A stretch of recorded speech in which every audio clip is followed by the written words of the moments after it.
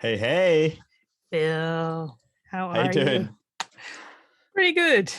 Yeah. Good So stuff. it's good to see you. Yeah, it's good to see you. I've been looking forward to this all day.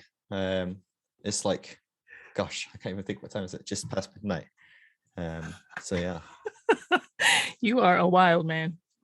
yeah, I have very few options other than to be a wild man. I trust me when I say I am the opposite of a wild man. Very few things in my life could be described as wild. Um, yeah, I don't like mixing up what I have for dinner. Like it's Trust me, I am far from wild. But here you are at But the here I am, dragged out of my comfort. To be honest with you, this is what I'd like as well. I would like to be up till like 4 a.m. every day, if it wasn't for like the real world. Yeah. So, yeah, this whole dynamic where I talk to people from America on their terms kind of works for me. Yeah. Nice. So it sounds like we're the same kind of night owl. Yeah, I yeah. I don't know. I've been told it's an ADHD thing. I'm only kind of coming to terms with. I've only really realized in the last 2-3 years that I'm autistic and ADHD. And I've been told that it's really common for people that are ADHD to prefer being up all night. So I don't know the ins and outs of why that is, but whatever it is, I love being up at night. I love the quiet. I love no interruptions. That's got to be what it is, right? Nobody to just pop in and go, "Hey, can I just ruin my day? Get away from me. Yeah. You're the worst person ever. How could you possibly say, how are you doing?" Or, like, I'm just like, you've ruined everything. Yeah. Yeah. The nighttime is the right time. It's just It is. uninterrupted time to do all the things. And yeah. How are you doing? I'm good. It's been a weird March has been a weird month for lots of reasons. Yeah. In this religious space, like just from both sides, all things. Um, so I just didn't have on my agenda, in February that, oh, March, we're gonna be dealing with just a lot of religious trauma stuff. But here we are, and that's the job, I guess. So Yeah. I feel it really rarely works to my schedule. But yeah, my therapist dropped like a bombshell on me last week, and she was like, "Oh, you have major trauma that leads to hypervigilance, and this is what it looks like, and this is maybe how you could start looking at that." And I'm like, could I maybe not start looking at that right now though? Like, I could do with a couple of weeks before I start looking at it. Like, right. but all I can think about this week is like, oh, hypervigilance, yeah. Yeah. Trauma, man. It's there, and then these things happen, right? Come out of nowhere. People just drop stuff. Someone does something that triggers it and blows it up, or someone does something that triggers everyone else, and then they turn to you and go, "Hey, what do you think?" Yeah. Whatever, right? It's all over. Yeah, and it's just such a I don't know. It's just, I think you would understand. Like well, I guess everything is like a gift and a curse, right? And it's like, okay, like I'm happy to be here and to be kind of someone that people can look to and can kind of, debrief and unload some of this stuff on. But then at the same time, it's like none of us know what we're doing, and none of us have been here before. 100%. And trying really hard not to recreate the old ways and the old things. And so, yeah, it's great to be that person, but also I don't want to be that person because I don't want there to have to be a person. Yeah. And it's just, yeah. It's a really weird one to navigate. Like, I feel like I've been hammering this drum for about 2 years of like, please, please, please do not make me your guru.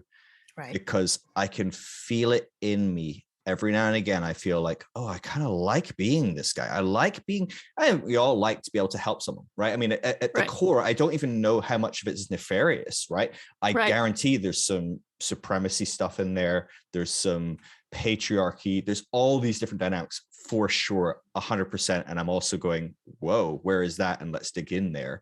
Right. But a big part of it is I just really like helping people.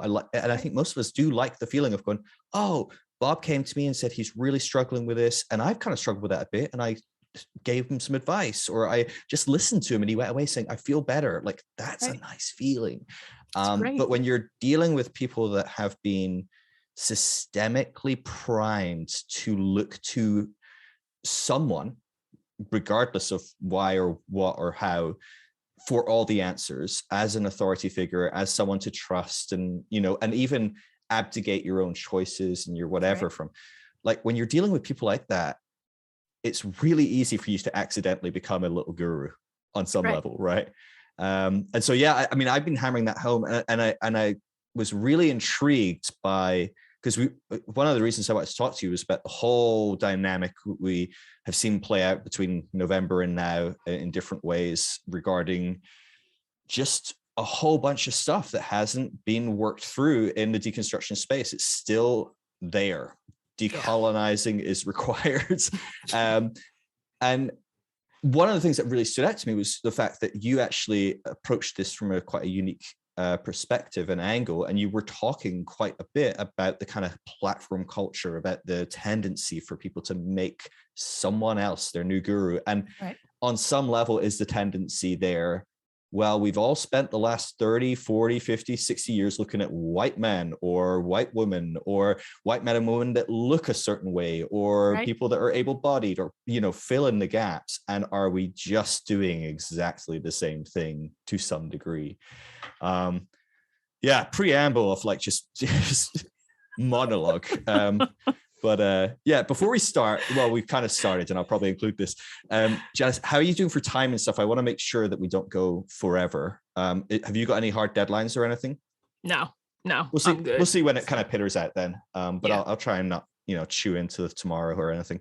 That for me will be like 8 a.m. My wife will be getting up, walking the dog, and I'm like, sorry, I'm in something here.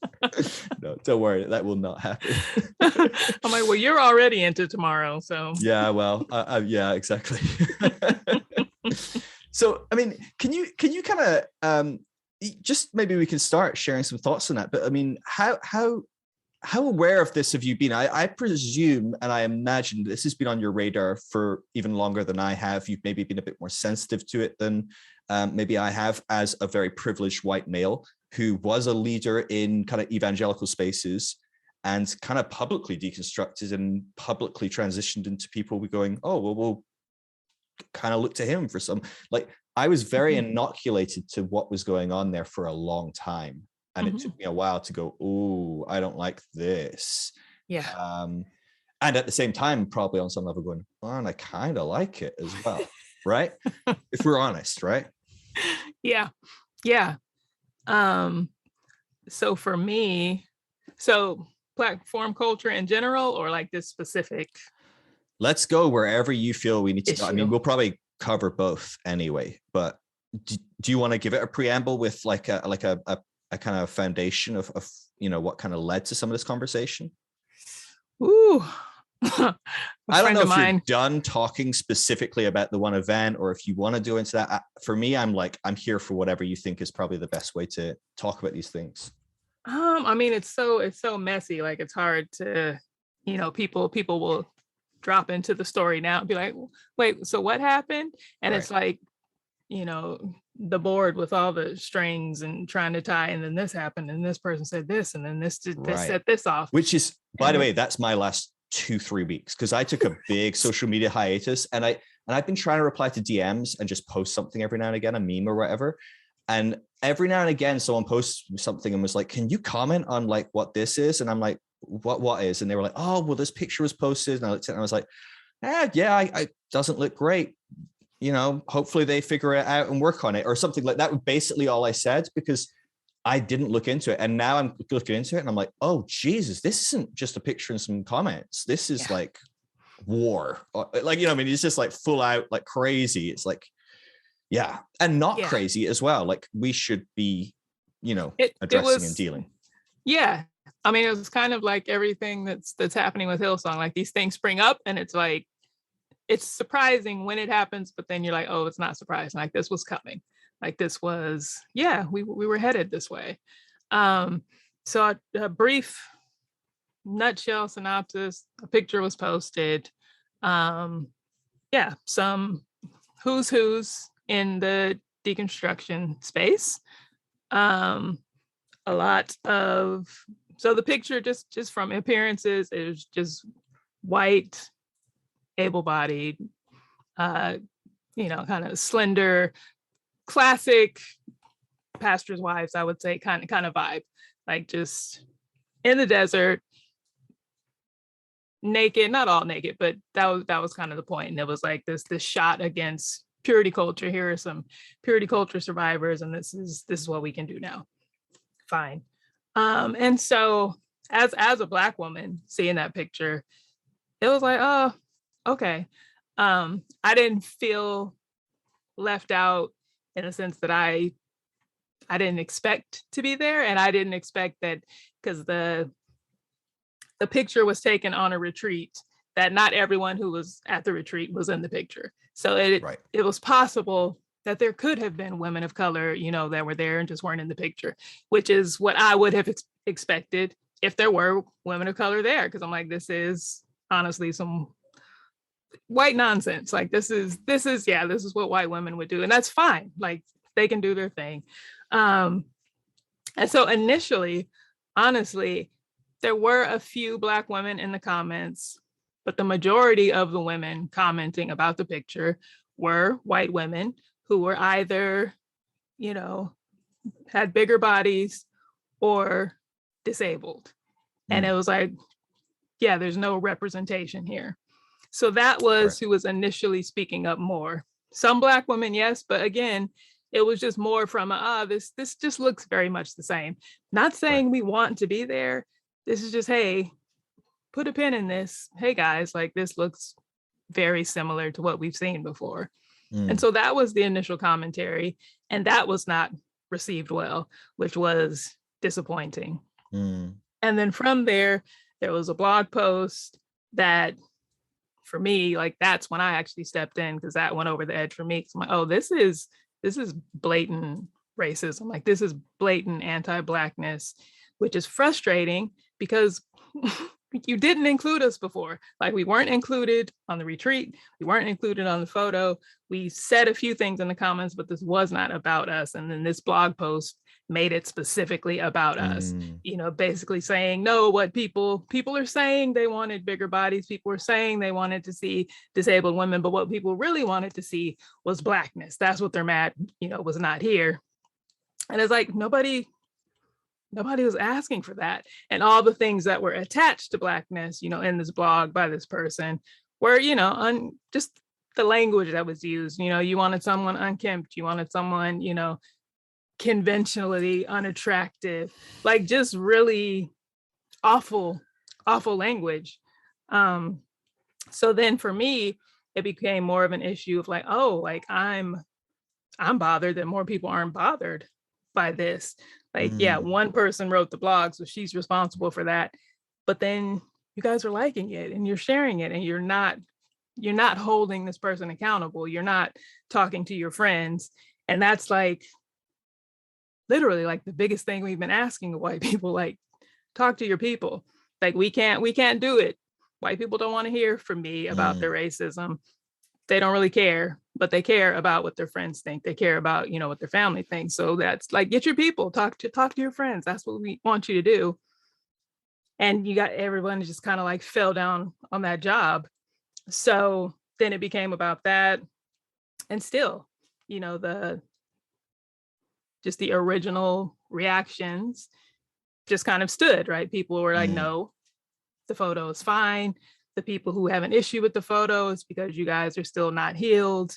You're acting out of trauma, which fine, but you're not acting out of trauma. Like you think you're more healed. Well, then that becomes a conversation of more healed from what? Like what kind of standards are we setting here? Who gets to say who's more healed, and why are you more healed? Like, what did you actually go through? So then, yeah, it just became all these bigger conversations. So I immediately really did want to turn it to platform culture, because I'm like, I don't want to have, it's just not safe to be talking about race with some of these people, honestly, because you've already shown you don't have you don't have the range. Like we're not ready to have these conversations. You're not safe. And so let's just go bigger, and let's just talk about the fact that this matters.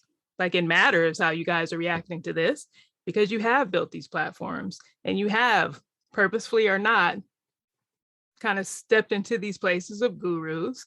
And now people feel like they have to take sides. Like we're reverting back to our old feelings about our old pastors, right? No, like this is my person.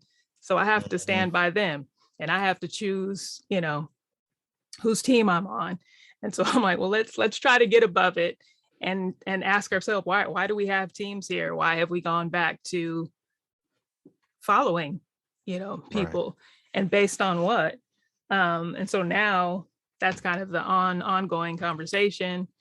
Then it kind of like died down. I felt like for the most part, they got away with it. Like the picture stayed there. The noise kind of died down. I think people went to their separate corners. And it was like, I don't know. I had thought everyone just decided, hey, live and let live.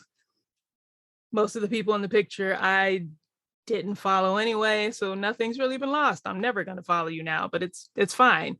Also, as a Black woman, honestly, I wasn't your audience. So it didn't really matter, but again, it was white women speaking up, and that was kind of who they, were batting down. And it's like, hey, to each their own, fine. And then at the beginning of this month, first, I stayed out of it. Brenda Goddess Gray posted a video and then a picture. And I first heard about it because one of my friends came into my DMs and she's like, hey, have you seen? She said, oh, like you need to talk me down because I'm I'm over here arguing in these comments. But she's like, you should come and get me. And so I went and I looked at it and I glanced. I didn't watch the video. I just looked at the post and I said, oh no, I'm not doing this. So I said, no, I can't engage. Right. Yeah. I'm not going to talk you down. I'm going to pull on my gloves. I said, yeah. And honestly, again, this is not my fight. It doesn't matter. Brenda doesn't care what I have to say. I'm not her audience. Doesn't matter. But I was very heartened to see that the people are commenting. People are saying, hey, this ain't it. And it is white women. And so it was like, oh, yay, okay. Yeah. You guys, you picked up the lessons and now you're in this fight. And that's kind of cool. Because again, it was never my fight to begin with. And I don't want to get in it now. So then it was like, all right. And then the comments just kept stacking up. And then I don't even know at this point how like Joe got dragged back into it. But then once Joe was dragged back in, well, now I'm like, well, all right, now you're messing with my friend. Right. It's personal. Yeah. So. And that's how I found out about this whole thing. Was I was like, wait, what's Joe talking about? Because a few people have messaged here and there, and I'm just like, I don't really like. I try and stay out of weeds, and I try and deal with systemic stuff. Right. Which of course this is systemic. Like I just didn't see it at the time, and that is problematic for a whole bunch of reasons. And I'm trying to figure that out and re-enter the phrase and go, okay, how do I now work in this space to try and change some of this stuff? But yeah, literally Joe dragged in and I'm like, hold on. Like, are you fucking kidding? Like, are we honestly kidding? But yeah, anyway, sorry. Yeah. So when Joe got dragged back in, then I hopped back in. So then when Joe got back into it, I also got dragged back in because then people were recirculating the blog post I had written about the original blog post. So then, we were just kind of back. We were back in November again. I'm like, how did this happen? And to me, it's so ridiculous because I feel like again, you got away with it in November. You did your thing. You guys all kind of disappeared. You let people forget. And like life had gone on. You had posted things since then. Things were fine. People were like, okay. And then for whatever reason, you decided to bring this back up. I think you thought it was going to be some kind of victory lap, like you were going to kind of almost like assert your dominance, like, this is what I did in November. You guys didn't like it. I've been fine since then. And here's why it's still fine. And I think she did not think it was going to go the way that it did. And I think it was especially revealing for her because, again, it doesn't matter what I say. Black women, if you cared what Black women thought, you would have corrected your friend over that awful blog post. You never did. You still haven't. So it's never been, the anti-Blackness has always been fine for you. So it doesn't matter what we say. But it's the fact that white women are calling you in. You did not expect that. There's been like, yeah, like it's not even close, right? It's not even like 50-50, like, you know, some white women are like, no, it's fine. And then half, no, it's like 75-25, if anything, white women like, this is not, we have to do better. This isn't it. And so now you're kind of fighting your own. Right. And then you're trying to blame it on Joe Lumen. And I'm like, how do you not see how crazy this looks? Like you're literally trying to blame a woman of color and threatening a woman of color. And like you keep doubling down and it keeps getting worse for you. And then you keep blaming the women of color more.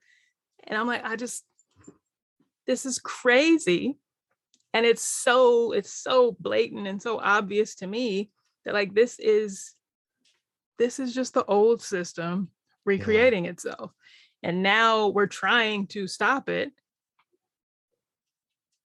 But and I don't know, you know, how they're thinking or what the justifications in their mind is, but I'm like, I feel like if you would just pause and just take a second, you would see, even if you thought you were completely right, how awful these optics are. And you would take a different tack, but you're like, no. Right.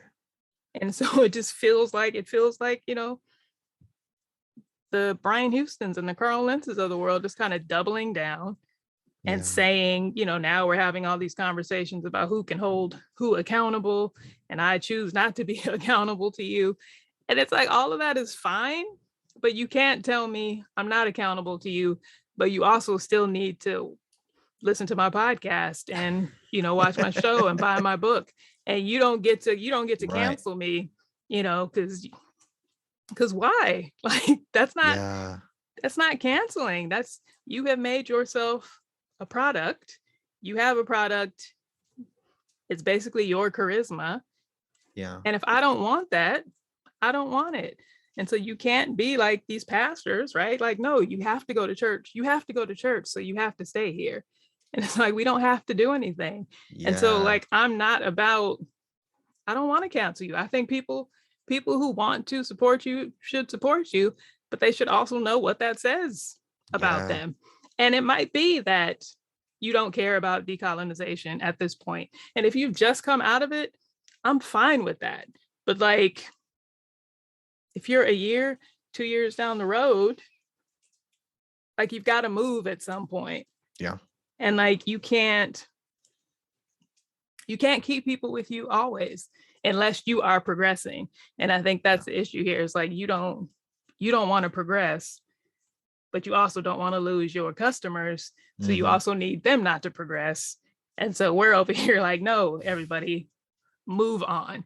And it's personal in the sense that you guys have attacked my friend and made it personal, but it's not personal in the sense that I would say this about anyone.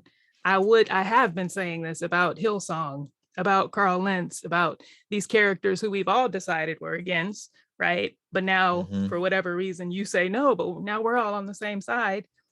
And then the question I've been asking myself lately is, are we? Like, based on what? Yeah. Just that we all left? Like, you know, we were all in this movie theater at one time, and then the movie was over, and now we all left. Like, we're not all on the same team. We're all going to different places. So you don't get to just claim people. Right. You're not entitled to every deconstructionist. And it's like, no, we're not trying to build a new church. So you've got to let people go where they want to go.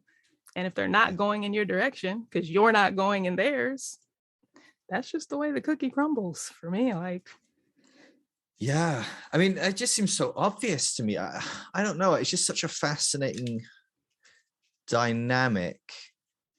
And I'm trying to be self-aware in that, like, there was a good portion of time in my life, and I would say like 95% of it, where I have not been doing work in becoming anti-racist. And a good portion of that, including right now, there is still a huge chunk of racism in me that I'm trying to figure out. But yeah, for a huge portion of time, I wasn't trying to figure that out. And I was probably really fragile if you pointed that out. If to be honest with you, most people in my audience at the time wouldn't have even thought of that, right? My Black audience is probably minuscule, right? Whatever percentage of Black people are in evangelical churches, tiny, right? I mean, in the grand scheme of things. And so I'm trying to be aware of that dynamic. But to some degree, it just kind of makes sense to me that you listen to your audience and go, what are they saying? What feedback are they giving? How do I respond to that? Like, it reeks off the same systems we've come from. It reeks of this entitled thing of like, well, it doesn't matter if you agree with me or not. You still have to just put up with me the way I am. Right. It reeks off the forgive and forget. It reeks off all these different weird dynamics. It reeks of a weird kind of dynamic, almost of the concept of bringing up something that you've been got away with. Kind of feels like that whole persecution culture as well, right? The whole, like, the church loves to pretend it's persecuted, and even though it's like the massive majority. I read a recent study. The UK government do these like polls in different areas, and they polled Americans, as you know, sampling of a couple of thousand people, and they asked Americans what percentage of Americans are X, and they asked, like, you know, are transgender and are gay, are Black, or whatever, right? And so the numbers are astonishing, right? And the whole point of the article I read it was commenting on, like, as Americans see themselves as a minority, they become more militant against certain people groups. So what's fascinating is this is honestly the most scary statistic I've ever heard that really makes me doubt what the average American looks like. And I've lived in America and I love Americans. The average American estimates that 24% of America are transgender. 24% of adult Americans. What the fuck are these people smoking? Like, right? 24%. They estimate 30% of America live in New York City. I'm like, hold on, wait, what? Right? You live in New York, right? I mean, like, pretty crowded there. It sounds like, Jesus, like 100 million people. So some of these things, but like, it was like, you know, I can't remember what it was. I think it was like 42% are Black. You know, and what's the percentage? Is it 15, something like that? 13. Yeah, 13. So I mean, like, but the idea that these huge amounts of people are out there, and then we're the minority and we're scared, and so there's this dynamic of like, look at me, in the spite of all everyone out there just doing their cancel culture thing, calling everyone else racist, regardless of what there is. It's always racism. It's always Black people. It's always this. It's always transgender people. But look at me now. I'm still going, or whatever, right? I mean, Christians do this all the fucking time, and it's infuriating and bizarre. But also in the same way, I look at a conventional Christian doing that, and I'm like, of course, duh, right? It's like, of course you think that. I'm not gonna, but I don't really care what you think about transgender people, if I'm honest. Like, I care to the point it harms people. I care to the point that I can try and influence that or help people out of those systems. But I'm not like reading your book on it to learn about transgender people. I'm not gonna really like overly care what you have to say. But it does seem so, it's so disheartening, because I really like to think that it makes me scared. It makes me look at myself and go, do I respond well when people call me on my shit? Like, right? Because I look at that and I'm like, I'm also probably a very fragile, white, privileged male from a whatever background, cis het, you know, and I'm like, what do I do? Because I feel like people don't call me out that much. And sometimes they do. And sometimes I'm like, oh, I need to work on that. And other times I probably just completely ignore it, bypass it, explain it away. And it just feels like this is just a huge underlying thing in this space, deconstruction. I don't know, I'm just rambling, but it's just really opened my eyes to the whole thing. It's made me really wonder, to what degree we're all doing this, to what degree we're a party to this. I even thinking about that, like, I'm like, I feel like at some point I saw Alice, it was Alice's post you were mentioning, and Alice is a friend of mine, like, to a degree. I mean, we've had a couple of podcasts. I really, really like her. I've read her book. I thought her book was fantastic. It was beautiful. It was an amazing story of like her coming out of a really hardcore religious environment. And yet I read the blog and I'm like, oh, that is problematic. And I'm like, is there a mirror here? Am I the one that's supposed to message Alice? Probably. Right. And so you look at that and you're like, shit, oh, I don't want to message Alice. That sounds horrible. I don't think we'll be friends anymore if I message Alice. Right. I don't know. I read the blog. I'm like, Jesus, I don't want to get a blog at me. Right. Or no, she might blog, but like, I don't want and I don't know, maybe Alice would be like, hey, Phil, thanks for the input. I don't know, but I'm conscious of these things. So I'm just so aware that even when I'm like, oh, I would do the right thing, I'm like, well, I have an opportunity right here. And I'm immediately going, I don't want to do the right thing. Right.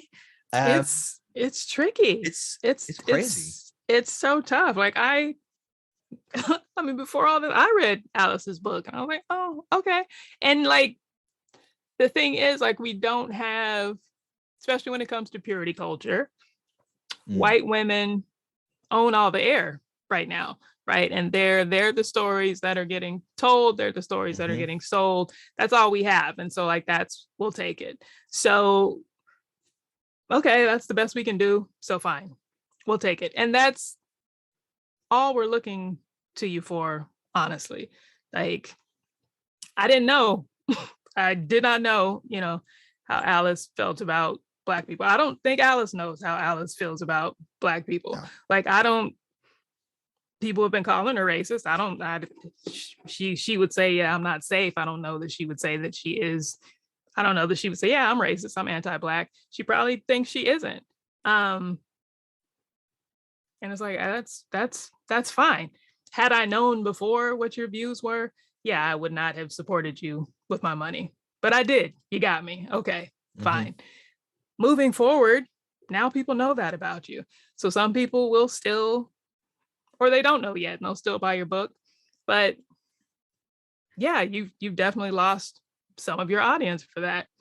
And it's like, that's just life. Like, that's not cancel culture. Like, we all support the things we want to support. Right.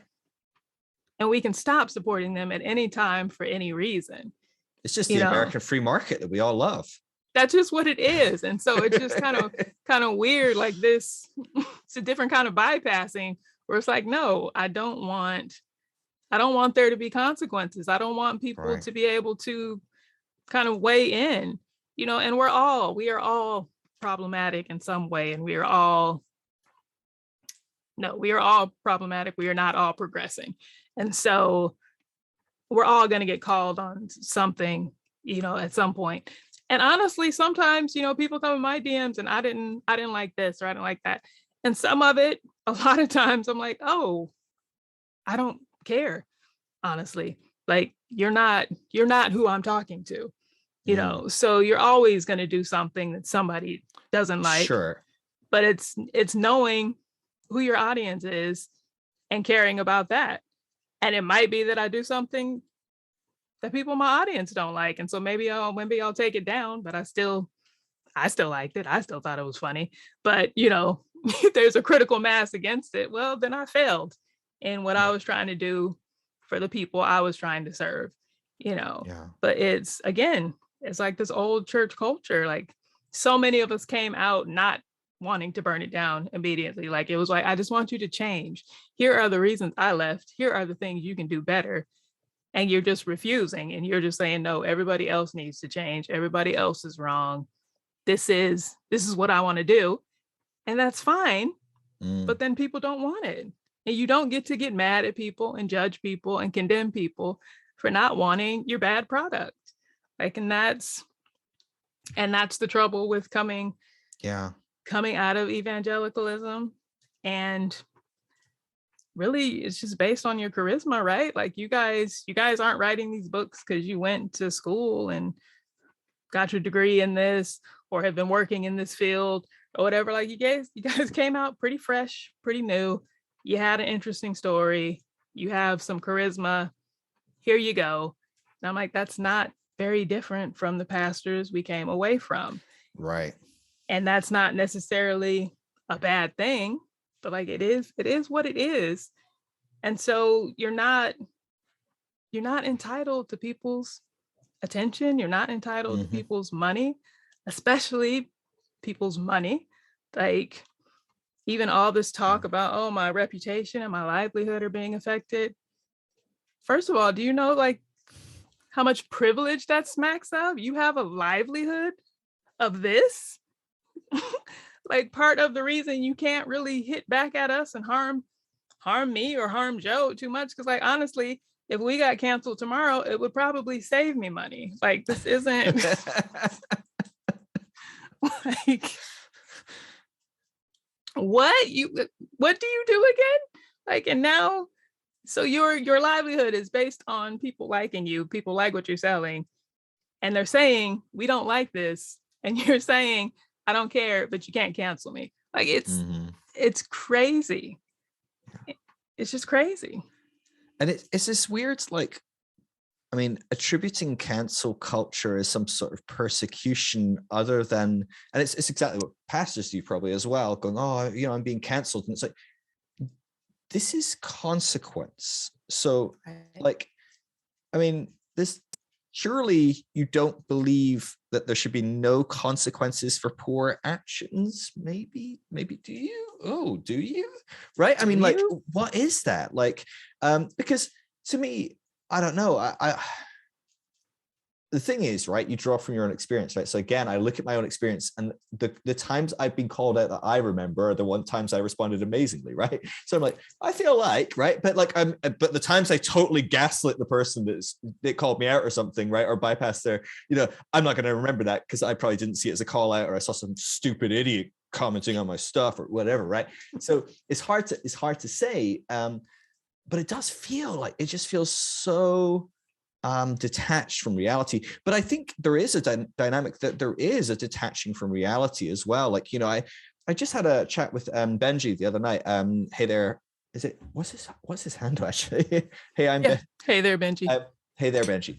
And we chatted for like 3 hours straight. Like, we just thought, no, House on Fire, but we're chatting about it. And I was just saying, man, every time I see his stuff, I get kind of like pissed off because it's so good. And it makes me so angry that he doesn't have a bigger following. And you also, I think we actually talked about this last time I talked to you. Like, I was like, I want your stuff in more faces, on more screens, in more podcast headphones. I don't know. Like, I'm like, your stuff is amazing. And like, it pisses me off that like for like, if you were a white person, you would have more likes. But a big dynamic, I think, as well, is the inherited platforms that we're talking about. Most of these people in this space have inherited a platform. So even like, I look at myself now, the platform I inherited was very small, maybe a couple thousand people.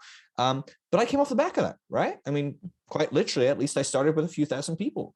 Most people start from nothing when they haven't come from being a person on a stage. Right. And when you look at these people, you know, right, wrong, whatever, whether they're good at their job, whether they're not, most of them came off the back of having a few thousand followers from being a Christian celebrity, a Christian worship leader, or whatever. And they come out in Deconstruction, and yeah, that hurts. I get it. You lost 80% of your audience. And that still left you with 20,000 people following you on Instagram. Jesus. Like, you know what I give for 20,000, right? You know, it's like, oh, wow. And it does just strike me how simple it is for you to be an expert on deconstructing when actually you actually have no fucking idea yet what deconstructing is, even potentially some people. Now, of course, a lot of these people have been doing this for a while, and I'm not saying any of them have no idea, but I'm just talking about that transition is so simple.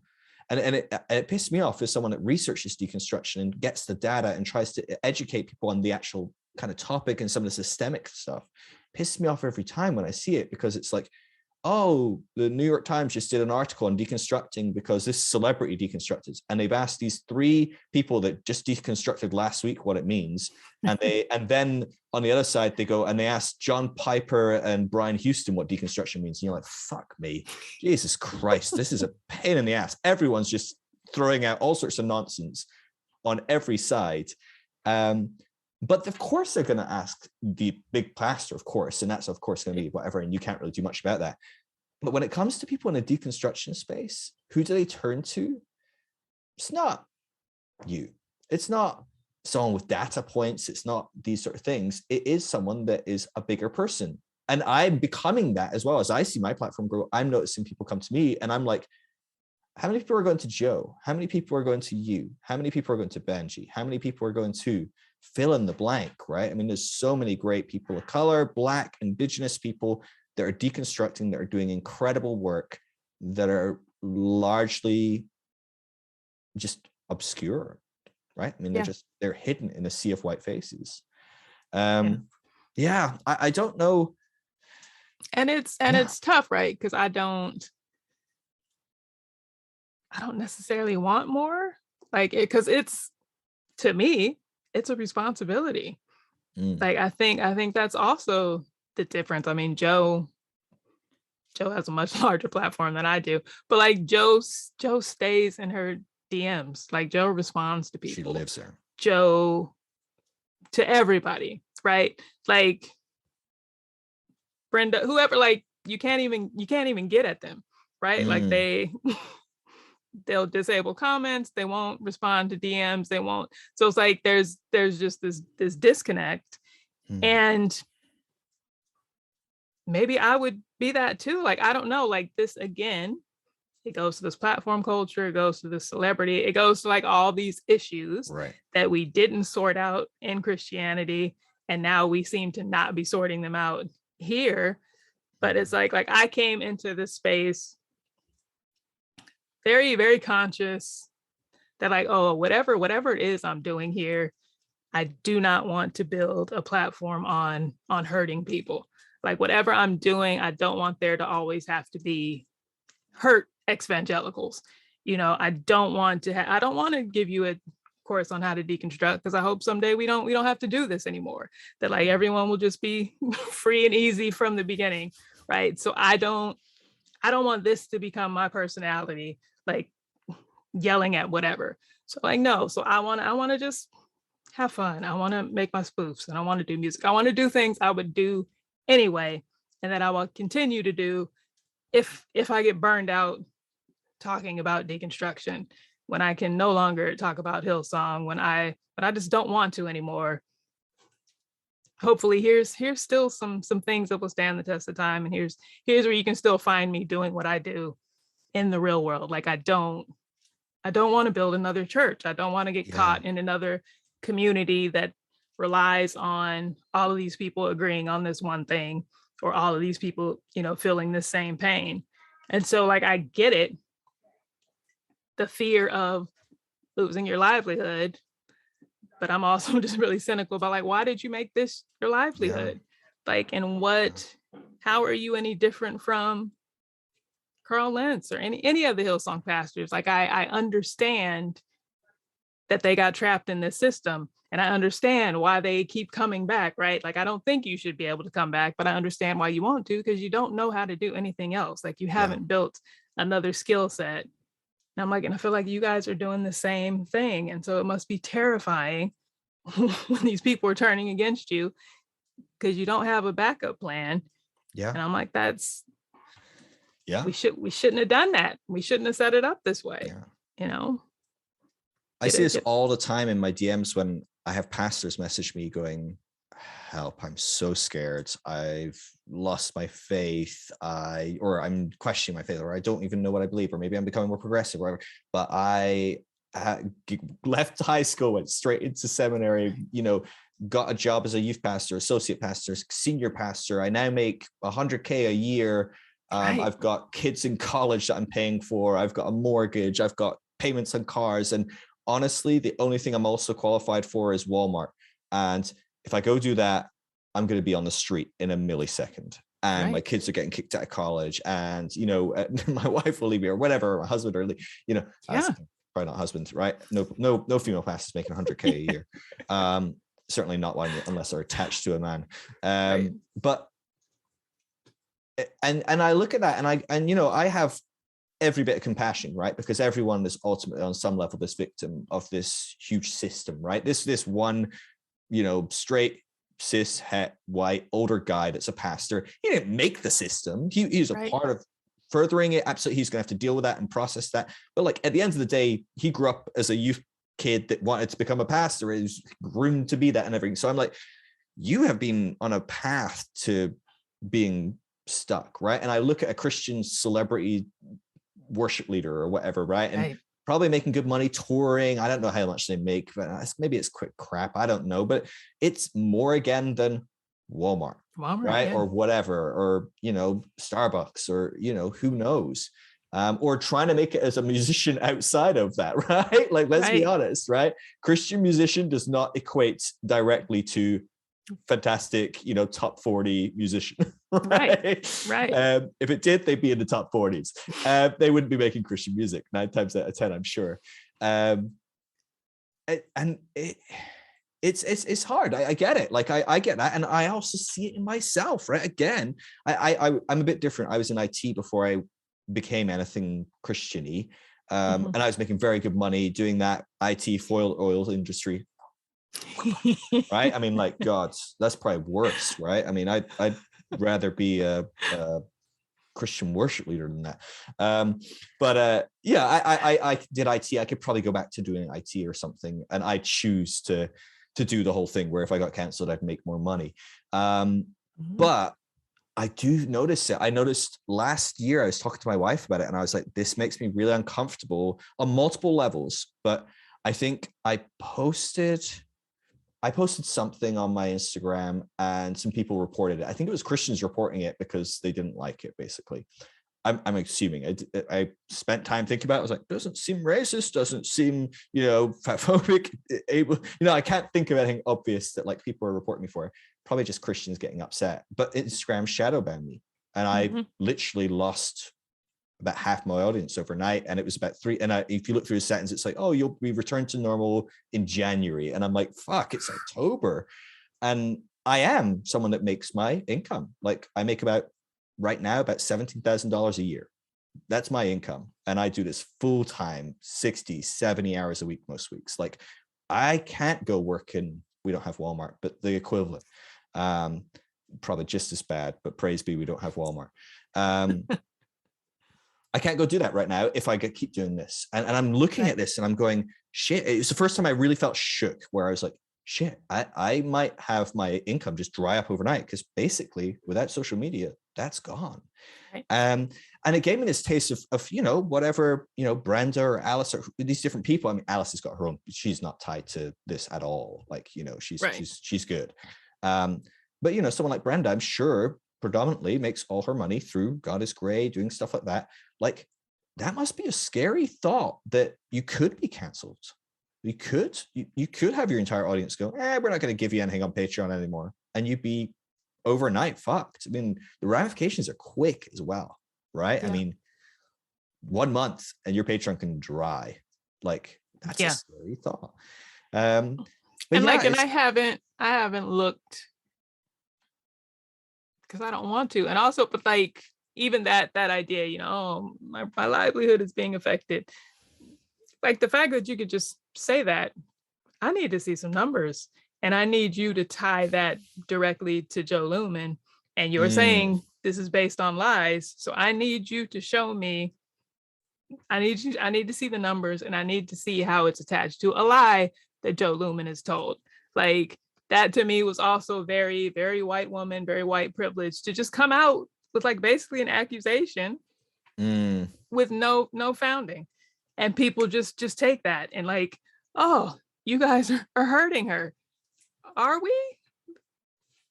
You're just taking her word based off of what? Because she didn't come, with that post in March. She didn't open up by saying, here's the dip my livelihood took. Here's, how my reputation got hit. Like she came in like, no, all is well, fine and dandy. And here's what I've been thinking Mm, about, whatever. And then literally a weekend, 72 hours tops later, you're crying about what Joe Lumen is doing to you. So you've taken a financial hit in these past 24 hours. Really? We're just, mm. oh, we're all just believing this. Okay, sure. That's sure. Yeah, Because it's again, it wasn't, you're blaming this on this woman of color.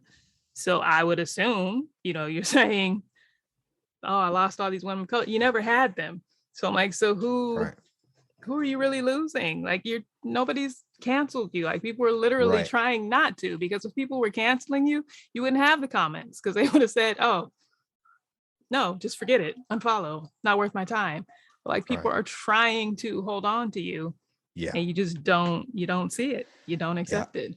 And that's a thing that I think, I mean, we can all forget this at times, right? Is that like everyone wants you to succeed in life, right? Yeah. No one is out there going, I mean, maybe like, I don't know, your ex-pastor or something is going, fuck, I hope Janice really falls flat in her face or whatever, right? I don't know, maybe. But like generally speaking, right? People that are following you, you say something that's racist and like, fuck, oh, dude, do you realize? And they're like going, please go, Right. oh, my bad, my mistake. You're right, that's wrong. To be honest with you, this whole thing right at the beginning, if everyone had just gone, whoa, yeah, thanks, we're going to think about that and just get back to you and give us a week to process, to internally reflect, and we'll respond. But you're right, there's some stuff in there that we hadn't thought about that's maybe not very good. Honestly, just that probably would have blown over. Like, well, it did blow over even with that. Yeah. but like, it doesn't take much because people Doesn't. want you to succeed. They want to believe the best in you. And for you to lose people that are already supporting you, like 20,000 people following you, I guarantee you probably got like 200 at most giving you any money, right? I mean, like, let's be honest, right? You've got a very small minority, and those people really like you. Like they're pumped about you and what you're doing. For them to go from that to you're dead to me, I'm out. Like, that's a significant change. It doesn't happen because someone over there said, I don't really like them. Like, Right. you've done something or responded a certain way, or right, like it's just absolutely like shocking to me that people don't recognize that honestly the only person that can really harm your passionate following is you. Yeah. Like, it's the same deal, right? Does a pastor really think, right? Did Hillsong really think a documentary, right? I'm stoked about this new documentary. I've watched all the documentaries so far and I love it. I'm here for it all. And I'm also like, come on, lay it on. Let's get it even more. But did Hillsong really think that anyone in Hillsong that's quite content, that's chucking 10% of their salary in there, that's buying all the merch, that's still there even after the Brian Houston shit and things like that, right? I mean, like Carl Lentz, do they really think that the documentary is going to be like, oh God, everyone's left? Of course not, right? No. Documentaries are people that are left, people that are maybe sitting on the fence going, nah, I'm not really sure about this place anymore. Like, but like, it takes a lot for your passionate following to go anywhere. Like, I've seen pastors I follow say some shit, and it's only like 10 years later, I'm like, holy fuck. Like, right at the time, I was like, oh, okay, I guess. So maybe I'm gonna have to fit that in my life. I don't really know how to do that, but okay. Like, it's I mean, I came from a very liberal Western liberal nation in Europe, moved to America, joined a church that was like hardcore right-wing, rural, like Republican loving, gun toting, everything should be free, no laws everywhere, shoot your gun in the air and don't pay any taxes. Like, and I bought it.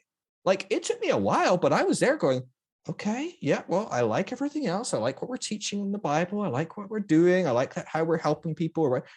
Okay, yeah. And within about 3-4 years, I'd adopted a whole bunch of right-wing ideologies. Mm-hmm. And then, fast forward, I get back to the UK and I'm like, holy shit, what was that? Ooh, wipe it off and I'm good. But you want to believe, people are really forgiving of the people that they love and they want to believe in. They Yeah, are. it's fascinating to it's again this persecution context, right? It's this idea like Shell isn't going, oh, look at all these people, they're stopped buying our petrol and gas because we pour stuff into the ocean and we've known for 80 years it would destroy the earth and we just thought, fuck it, we'll do it anyway, and now they're not buying it, oh, cancel. No, you're just making some shit decisions and people are realizing and they're going, you know what, I'll buy something from somewhere else, I'll go electric. Right? That's not cancel culture. No one owed you anything for the fuel that you were pulling out of the earth and poisoning the world with. Like, deal with it, right? Go renewable if you want to keep making money. I don't know. Right. And that's the thing. Like nobody owes you anything. And I think that's easier for some of us to just kind of accept, because it's like that's been the principle of my life. Like, as a Black person, you know that. No, you're gonna have to fight for everything that you get. You're gonna have to earn it. Like, people want to see your credentials. They're gonna check up on me in a way they're never gonna check on Brenda. Like, why? How are you saying this? Based on what authority? Who told you that? Who gave you permission to say this? Like, there are just checks that I have to go through that other people don't. And it's like, and we just know that, and that's fine. But now we're trying to start a new world here. And so these systems, they have to flip. And so now people are going to ask you a few more questions, and you're crumbling. Like, again, because people want to hold on to you, because we're also lazy. Like, I have Patreon and I have people that I support. And I'm like, and part of it is just the way Patreon is set up. I'm like, it's just not a user-friendly site. It's not great. But like, I have people, I'm just sending you money. I'm not looking at your stuff, not because I don't care, but because like, it's just not convenient.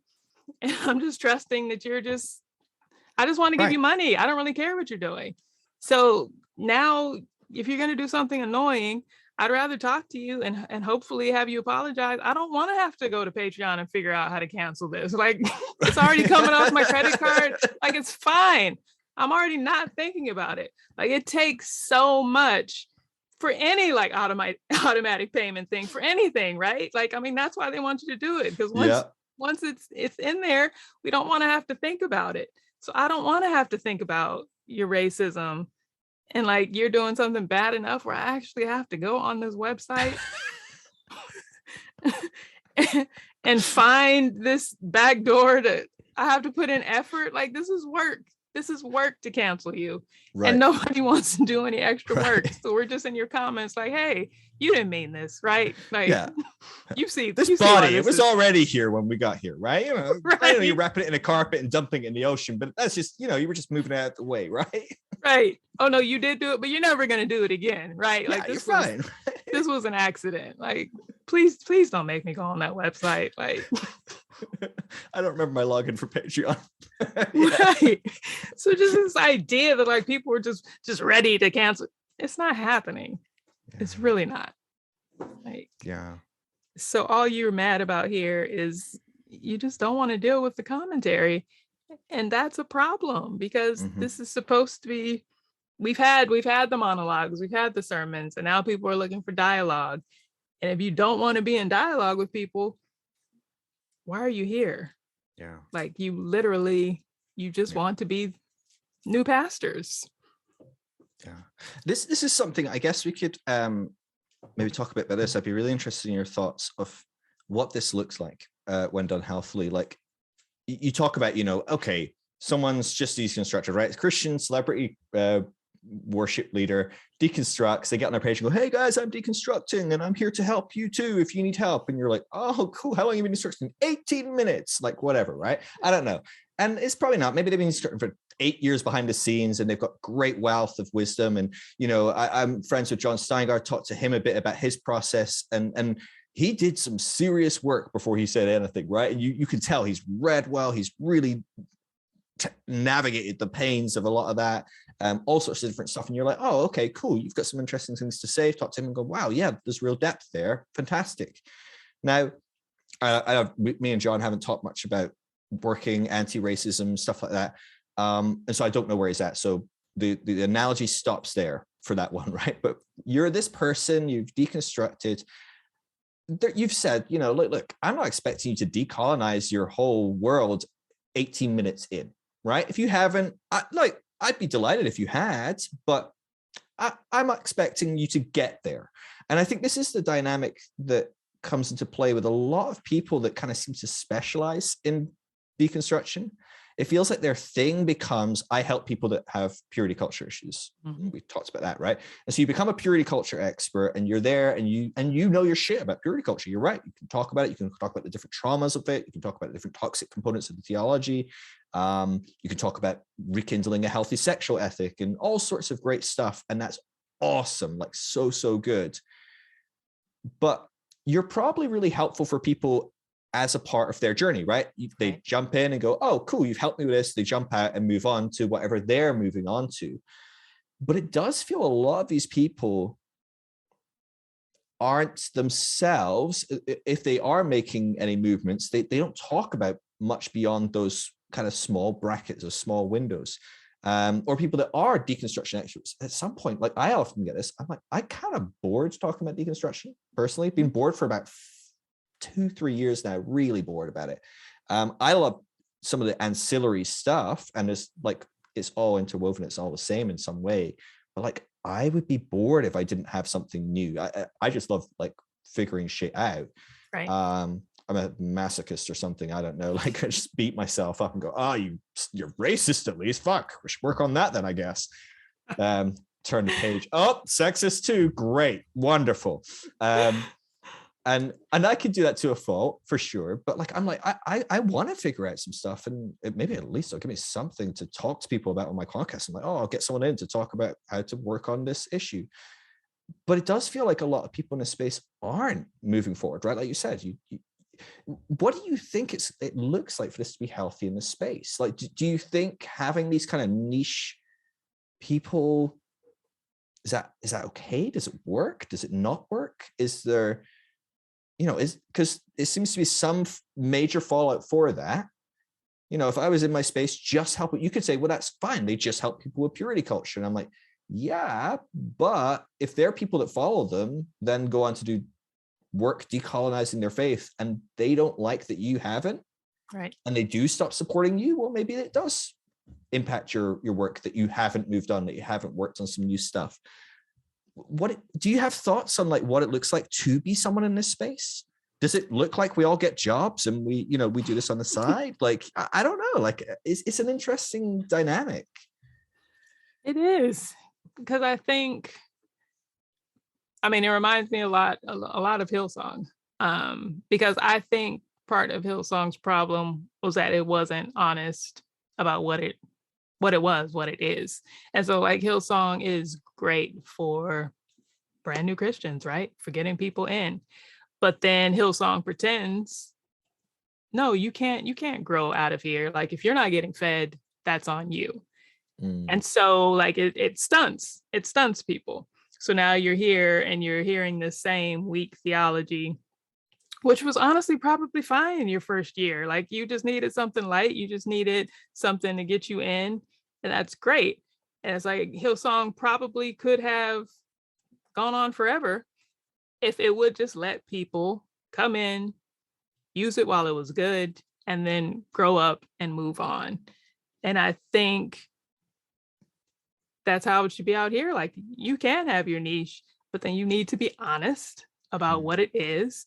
And then you need to let people grow out of it and go. And you're not being canceled. People are just growing and you're not. And that's okay. Like, that's fine. But the problem is when people say, hey, this is anti-Black, this needs to be decolonized. And you're saying, well, we're working on it. I'm sorry if we're not working fast enough for you. And your trauma is being activated because you're being triggered by what you're reading into this, but this isn't the whole picture. Like you're gaslighting us. No, this is the whole picture. You don't have the range. You don't have the resources. Like it would even be different if you said, oh yeah, I'm the purity culture expert.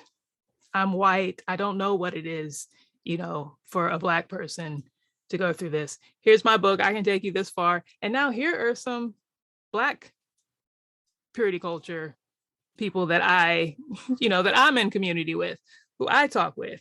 Here are some women of color. Here are the people I can refer you to that I'm in community with. So maybe I'm on this journey and I'm not talking about it because honestly I shouldn't be, because I don't know enough.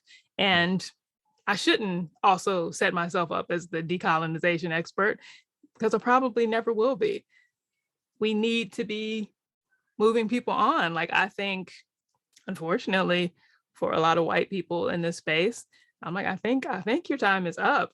Like, I think we've heard enough from white men all of our lives, from white women, and this stuff has to flip.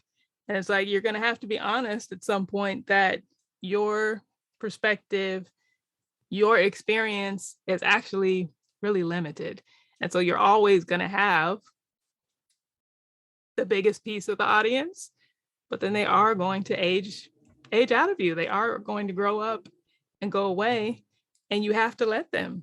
Like, I think that's what it is. I think everybody in this space has to kind of live with an open hand and realize that, like, no one's going to be with us forever.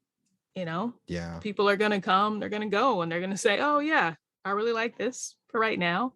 Now it's not exactly my speed. And whether that's because I'm moving forward or stepping back, like, oh, actually don't, that's too much for me right now. I don't want that. So I'm going to revert and go back over here, where I feel comfortable. Like, it's fine. I think we're coming into this kind of with the same scarcity mentality from Christianity, where everyone's just trying to hoard people and hoard their resources. Yeah. And it's like, we can't. I think there's enough for everyone. I don't know what enough means, right? Because also I don't think we should be looking at people just for, what we can get from them, right? As like, customers. Right. Yeah. Like, I don't want to sell you a deconstruction wares. Like, right. Again, I'm trying to, do what I would be doing anyway. It's just, all right. Yeah. I love theater. I love writing. I love doing these things. I'm doing these things on the outside as well anyway. And this is what I'm bringing to this space. But yeah, I have to have a real job, and I have to, do real stuff as well. Yeah. Because I'm not, and I don't want to be dependent on this community. Like, yeah, but I mean, it's hard. I think capitalism sucks, and it turns us all into commodities. And once you've kind of gotten on that roll and you've gotten in that routine, again, I have empathy for how hard it can be to break that and just how terrifying that must be. But I don't know what to tell you. Like, yeah. It's such a fascinating thing. This is where my anarchist side has always served me well. Like, I do everything and I do it for free, and I will always do it for free, and I refuse. I had someone recently ask me to read their book and give them feedback, and they offered me $10,000, and I said no. I was like, no, I will not do something for money just for that. I don't know, like, look at me or whatever. I've taken the money under maybe other circumstances, I don't know. But like, I'm just like, no, this cannot be about making money. It has to be about creating space for people. And it's interesting what you say, right? I mean, it's like this hoarding mentality is so like fucking churches. I remember like we used to be a part of this thing. It's called Street Pastors in the UK. And so we have a huge binge culture in the UK. Friday, Saturday nights, everyone just gets wrecked. Like, you're talking like 50% of the country just goes out. I mean, even people in their like 40s and stuff go out and gets wrecked. They spend like a fifth of their salary on alcohol. I mean, it's just like, and you're like, what the fuck is happening here? Right. And I like, hey, have fun. Like, I'm not that, but like, it's a weird dynamic in this country. And so churches set up this movement, and it was basically called Street Pastors, and they were going to go out and just check people were okay, check, women weren't getting, taken advantage of, check, whatever was going to happen, fights weren't breaking out. They try and disarm it with kind of non-violent kind of conflict resolution. Some really cool stuff in some ways. But the weird dynamic was it was churches working together, but they would see people get saved every now and again. And so it created this really weird dynamic where you've got like 5 or 6 churches working together. They talk to this one guy who gets saved, and it's kind of shark in the water, right? It's like, who gets this one? Who gets him? right? It really was who gets him, like which one's going to get this guy to show up at church, gets his testimony, gets his 10%, gets his, whatever amazing rise to, becoming Sunday school pastor or kids worker or whatever. I don't know, like who gets this person? And this weird scarcity, but like in deconstruction, it fascinates me because I know the data, right? So I know the numbers, and you're looking at like huge numbers. You're looking at 10,000 people a day in America leave the church, like 10,000 people. Like, and we're like going, I've got 15,000 and I kind of don't like that person with 30,000 because they might have more than me. And I wish someone would come to, it's like, what are we fucking talking about? It's millions, like tens of millions. And I don't know anyone in deconstruction space that's got more than, I don't know, like 50, 60,000. I think Joe's probably the biggest account I think I follow. I don't know what she's at. Like last I looked, it was like 50,000 or something. I'm like, and that's big. But it's tiny, right? I mean, like, of the people that deconstruct, god damn it, a whole bunch more of them need to go and look at Joe's stuff, right? I mean, let's be honest, right? But it's this weird scarcity mentality. It's this weird dynamic that we couldn't possibly think that everyone would be better off the more they were exposed to. Yeah, it's a weird dynamic. It's especially when money gets involved, because again, if we were all just out here for free, right, and we were all just offering what we were offering, I don't think we would be as precious about it. But again, once it's, oh no, this is my livelihood, and just thinking about, no, people only have a certain amount of dollars and I want them all, like and so I have to keep them, and they can only be here, and they have to, it's like, no. I have a few supporters, and I feel very, very grateful, very, very lucky. But also, again, like if you're going to sign up for my Patreon, I'm like, there are no guarantees here. I'm talking about deconstruct. If you're here because you like me for deconstruction, don't be here, honestly. Like, just if you see something I do, read deconstruction, you like that, just throw me $5. Tip me when you like something that I do, but don't come here thinking, oh, now I'm paying and now she has to dance that dance that I like, when I want it. Or, oh, here, I supported you, so now you have to, Hillsong did this thing and now you have to talk about it. Like, there's no, I may stop this tomorrow. I'll still be doing music, and I'll still be doing sketchy stuff, and I'll still be doing whatever. It might have to do with church stuff, and it might not. So like, that's the deal. Like, I'm just doing my thing, but it's not about this specific thing. So take your deconstruction dollars wherever they work, like wherever you want to spend deconstruction bucks.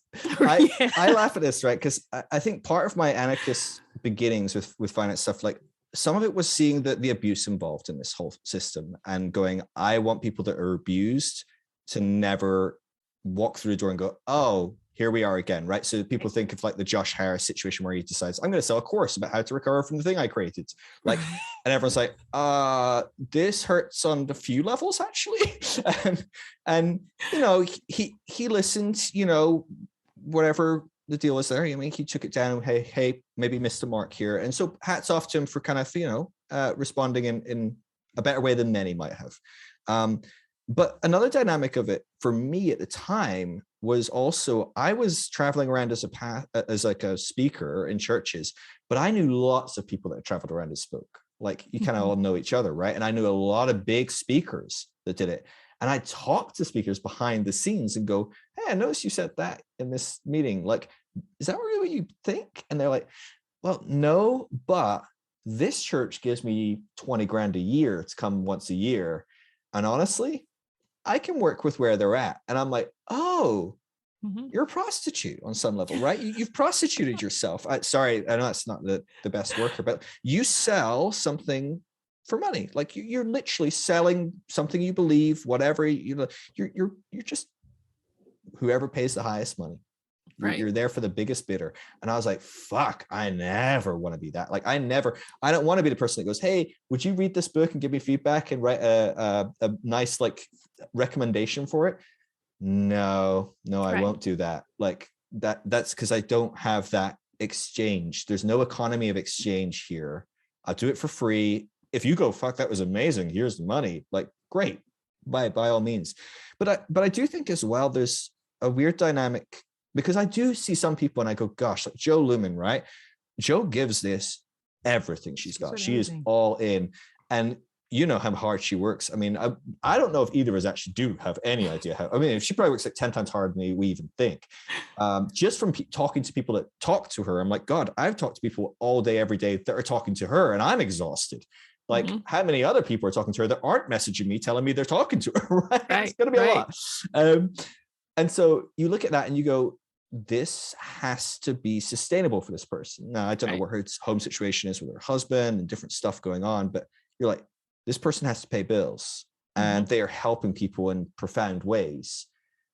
And there does need to be these dynamics of money needs to change hands at some point. Some people, so I'm not an anarchist that says people should never make money or anything like that either. And I think that's a weird dynamic to play in as well, because the simple fact is, like, you're doing lots of stuff that you're really passionate about, and deconstruction is like, hey, I've been thinking about this, here's something, or I saw this, here's something. Like, it's not your gig. Your life goal in life is not to just sit there and DM people all day, every day about deconstructing, right? Who does want to do that, right? Those people are crazy. But not even the people making money for allegedly doing well, it. Apparently not, right? Switch off messages. Right. But yeah, I think that's a weird dynamic, you know, like that. Yeah, I think some people throw themselves in. I think this was an argument for back in the day, wasn't it, with pastors and stuff, right? And you look at the Bible and people are like, well, should we pay them or should they work on the side? And some people going, well, I work so fucking hard, I can't work on the side. So do you want to give me some money? Like, they were talking about 2,000 years ago in the church. And I think we're still in these systems. These systems are still so prevalent that we can come out of something that we see is so rotten to the core because of these systems and still be completely held in bondage to this system. Yeah, I don't know how these things change. Especially like if you don't give yourself time to, like, listen, you get out of the system, but you got to get the systems out of you. And I think people just don't. You just come out and they just start talking, and you know, you haven't done. That's the whole thing, right? You just haven't done the work. And so you've just taken your little area of expertise that, again, for most of these people is only based on your experience. This isn't, you haven't gone to school for this. You haven't, this is just your experience and your charisma. And now you're building something off of this. And so you're already in the danger zone, because you're already recreating the old platform culture. And the more successful you are, the more seductive it is, and the less incentive you have to do more work. Who's going to work harder for the same amount, if not less? Like, so this thing has worked, and I've got to hold on to this. And now I need this to stay the way it is. And for a little while, it was fine. But like now this movement is kind of moving in this new direction. And it's nothing personal. Because at the same time, it's very personal, just in that people are just kind of taking it upon themselves. They're like, oh no, I get to choose, and I get to decide. And yeah, I don't have to be loyal to this. Like, I don't have to give my undying devotion and patronage to this one thing. I can move on. And I'd love if you came with me, but you don't seem to want to. So yeah, I'm gonna have to go. And it's all tricky, and we don't know how to do this. Like, we've only seen it done badly. We're all recovering from that. And we're trying, like, we're literally trying to build this plane in the air, right? Like, we're already up here and we're trying to figure it out. And like, we can't help to a certain extent to just revert to what we've known. And I think that's a huge part of this problem, is that people aren't being honest about reverting. Like, this whole conversation about, no, you guys You guys just aren't as healed as we are. Like that. I'm like, that's supremacy culture right there. Right. And so I'm like, no, I want to change that language. I don't want to talk about who's healed and who's not healed. Let's talk about conditioning. We were all conditioned, and who has been reconditioned and who hasn't, because that's a different conversation. Like, it's easy for you to say, oh, you're still not healed, and you can pretend like you are. But have you reconditioned yourself? How Right. have you changed? Yeah. Because you haven't. Like, what's different? What work have you done? What was the old mindset, and what is it now? Like, let's have that conversation, instead of, no, you're still hurt, because you're still hurt too. Your trauma just looks different, and your trauma is more acceptable. Like, you no, we're more healed because we're fine. I'm not affected by racism. I can see that post and shrug it off, because you were never affected by Right. racism. You could always shrug it off. Yeah. And that's not actually what we're trying to get to. Like, that's not health. Like, that's just the old conditioning, and it worked there, and you think it works here. And we're saying, no, we all got to recondition ourselves. Yeah. Well, I mean, it's looking at these systems again. Like, you look at the privileged white guy who, doesn't get hurt by a racist post. He's doing the hurt by the racist post, and that is harm that needs to be healed. Both his audience that's being harmed, but also it's, oh, actually, I didn't even realize, I thought I was healed, but actually there's stuff here that's going on that is hurt, that needs healed. I just can't see it, because I live in a world where if you're hurt to the point where you see another person as less than, that doesn't matter. Right. Not in this room, not on this page, not on, whatever, in this conference, whatever it is. Right. Like, I think that's so on the money, like, probably not on the money, right? Like, let's take money off the table, right? But that's it, right? It's we're talking about harm, but we are defining harm so poorly. Yeah. Because actually it's deep harm that causes you to want to profit off of someone that's traumatized. It's deep harm that causes you to be able to not respond well when you say something that's harmful, and choose to gaslight and bypass and everything else under the table, rather than go, okay, let me just have a quick look and see if there is something here. Like, that's some real trauma that's caused you to close down in such a way that you can't listen to someone. And I think that is a whole other conversation. I mean, that's just a whole thing that, like, people just aren't looking at, right? Because we can point to purity culture, and I can tell you why that's harmful, because I've got a bad marriage and, whatever, right? It's just like, I can see the harm on the table. It's affecting me today. I don't like it. I want to fix it. And when I fixed it, it got better. Done. And it's like, yeah, but your kids are racist, and so are you. So did we fix all the harm here? It's and even, like, I think you talked about this in your blog, and we're going to link to your blog because it was so freaking good. I missed it first time around. So if there's one good thing that came from this, I got to read the blog that I missed. Yeah, I don't know if that's a good enough reason, but yeah.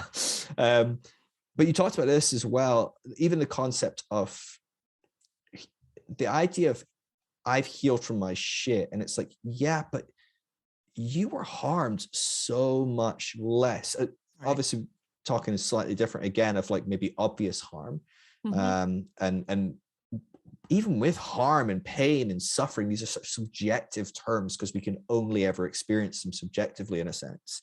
But a privileged, wealthy white woman that's married, that's able-bodied and healthy and has healthy kids, has no idea what it's like to be an indigenous single parent that's got 3 kids and one of them has cystic fibrosis, right? I mean, they have no fucking idea. And the harm it is to grow up in America indigenous versus growing up white. The harm it is to grow up disabled in a culture that fights for nobody to have any support, versus growing up not needing that support. Those are significant harms that need to be healed, that you didn't have to get healed from. And so you can go, oh, I healed really quickly. I healed all 3 things. And you're like, other people are looking at going, fuck, you had 3 things, you motherfucker. I fucking hate you. Because I can count 3 things in the first week of things I had to look at. Like, it's like I got hundreds. It's just a totally different conversation here. It is. And it should be. I'm like, I just feel like we should be to the point where there's like, for me, there's like a baseline kind of empathy that's like still missing, because I'm like, we all agree that these systems were harmful. So we all came out. So if you are, do you not think that there was patriarchy there? Like, you would say yes. Like, you would say you had a harder time as a woman. But do you not think there was racism there? So like, are you already devaluing my experience when I tell you, no, there was racism and I was suffering from that as well? So if I come out of it and we were all in the system and we all agree it was harmful, so racism was there, you were being affected by it as well. Either by seeing me, experience racism and thinking it was fine. So you say, no, it was fine. And that's how it should have been. You guys were treated the way you should have been. That's an issue. Or you did see that there was racism and now we're on the outside and you don't care. Like, you're saying, no, you should be fine with that. Like, you should be over it. And we're the same now. Like, I don't understand why you think, this post doesn't help you, or why you think people need more than this. So it's like, there's still something missing. So you're either not acknowledging how you were a part of the problem inside, either because you didn't notice or because you did and it didn't bother you. Like, that's an issue. So that's a harm. That's a trauma you have that you haven't healed from. But again, it's an acceptable trauma. It's white trauma. And so it's fine. No, I'm healed. I'm good. But you still don't see how people right next to you were harmed. And so, like, if we all grew up in an abusive household, but like one child was being abused and you saw that, like, even if you weren't being hit, you weren't being harmed, like, you can't see something like that and not be affected. So you can't have seen these things that were happening to me and not have been affected.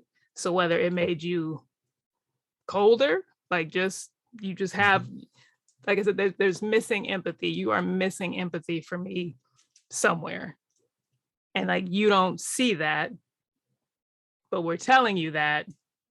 And you're saying, no, you guys just aren't healed. And I don't know why. You just, get on my level. And I'm like, no, your level is down there. You're not on this level yet. But because it's this white supremacy. No, this is what it's supposed to look like. I look like it, so I'm fine. And we're saying, no, you're not. Yeah. There's another one there as well that I'm seeing in myself, and it's making me very uncomfortable. As well as seeing the racism, being unhappy with it, being uncomfortable with it, and then going, I'm too scared to talk to that person about it. I'm too scared to address that. I'm too scared to XYZ. That might cost me too much. And I know certainly early on, and even to this day, right? I mentioned even the thought of like, oh, I should probably message Alice, and then going, oh God, I don't want to have a really horrible, uncomfortable conversation. Fuck, uncomfortable. That's the thing. That's your pain and trauma in this situation, in this huge thing where people have been really harmed. Sorry, I got something. I ate popcorn earlier and it dislodged and just hit me. But that's right, Phil. Oh my God, Phil, you might have an uncomfortable conversation. Poor white Phil. Gosh, man, now he really knows the plight of the black man. Or, like, right, of course, like, what the fuck? But you look at that and you go, that's again just this huge evidence of privilege. Like, I mean, it's just off the charts, that that is something that's a big enough discomfort to me that makes me, even if it takes me an extra day to pluck up the courage to have a conversation or whatever it is, that's astonishing compared to what the average person probably has to just look at on Instagram every fucking day, and the trauma they receive from just seeing shit all day, every day, right? Yeah, that's really, really insightful, Janice. I like that And a lot. And we get it. And like, we don't necessarily want, you rushing into phrase that you're not prepared for either, because, Alice, whoever, like, racist people, anti-black, like, they have their talking points. And it's like, and I would hate for you to go in there and then feel like befuddled, or feel like you got, tripped up, or like, I'm definitely not going to pretend to be the expert on this topic. I'm like maybe a couple years in tops, like, yeah. Right. And so, like, you come away like, oh, maybe she was right. I don't know. Yeah. But it's, part of it is just like defaulting to, because again, a lot of people didn't recognize, or saw it, or just didn't have a problem with anti-blackness. I don't think anyone would have read that and thought, oh, Alice loves Black people. Like, this is great. This is great for Black people. Like, I think most people were like, I don't know about this, but I don't know about this. And it doesn't really concern me. But I'm like, if you inserted an identity you cared about in there, like if she said, what you guys really wanted was transness, or what you really wanted was gayness, or what you really wanted, was Irish, just like, I don't know, something that you could relate to. Like, if you, somebody you care about, an identity that, is sometimes downed, and if you replaced it, how would I feel if this was written about, something that affects me, something that affects my grandma, something that affects, you're like, oh yeah, this isn't nice, this isn't great. And then just take the word of the community that is responding to it. Like, you can always tell when people are being shitty when they'll pull out their one, no, I have a Black friend and they said it was fine, or I have, whatever. And it's like, no, when the critical mass is telling you something, believe them, believe women, believe Black people. When a bunch of us are saying this is shit, you shouldn't have to, feel like, well, I have to have my 5 talking points of whatever. Like, this seems to be hurting a lot of Black people. Well, my Black friend said, okay, but here are 4 of my Black friends that said something else. So if we're just going to have a Black off, like, if we're counting, I win. But like, let's just take that away. There's an uproar here because most of them are saying one thing. Right. And even a lot of the white people who are agreeing with them, like, most people are saying something here. So what's that about? Like, but I think one of the things that fascinates me, and again, this is maybe a dynamic you can talk to,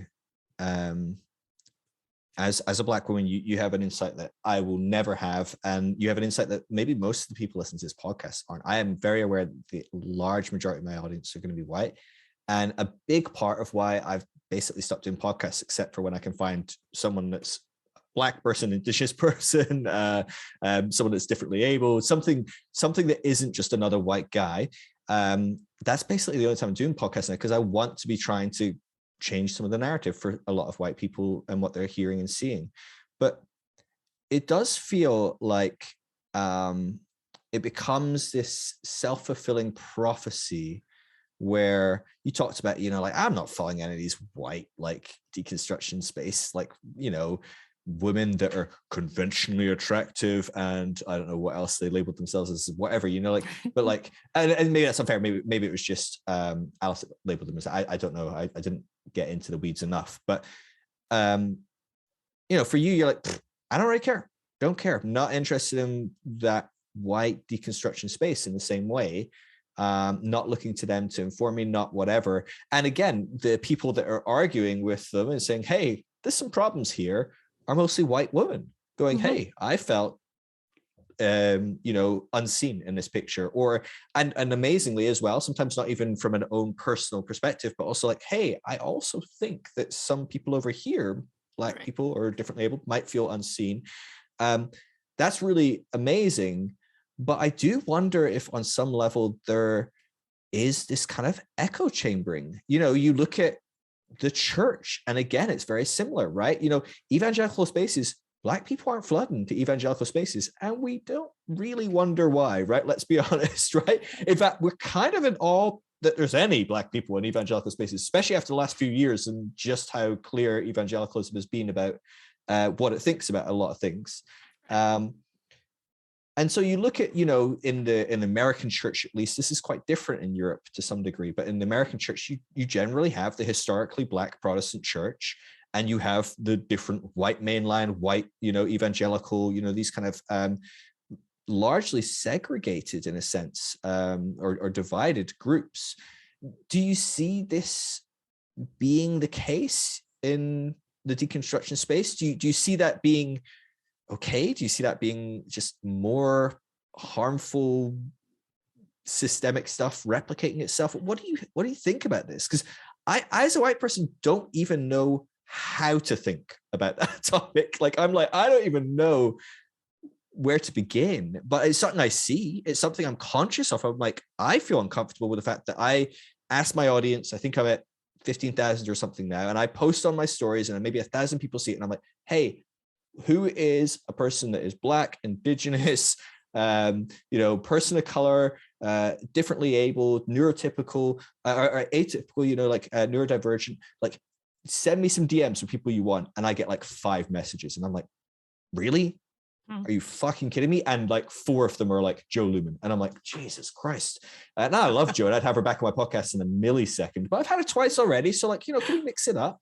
And to me, that just highlights this, there's this echo chamber, right? There is an echo chamber. Like, I guarantee if you ask most people that are white and deconstructing, name a person of color that is in the deconstruction space, 90+% would say Joe Lumen is their first response. And a lot of them wouldn't be able to say many more people. Mm-hmm. Is that a problem? I feel like it's a major problem, but I don't know. It is and it isn't. Again, everything takes time, right? And people deconstruct for different reasons. So I think initially everybody just kind of lands in the same big pot, and then depending on why you came out is going to direct a lot of who you first kind of attach to. And like, I think it really can't be helped that a lot of the first faces you're going to see are going to be white people. And in some ways, I think sometimes we might even need that. Like, it's almost like a form of detox. Like, when you've been so used to hearing from white men, like the first ex-evangelical podcast I listened to was Almost Heretical. So 2 white men. And that actually helped me, because it was like, oh, here are some of the things that I have thought.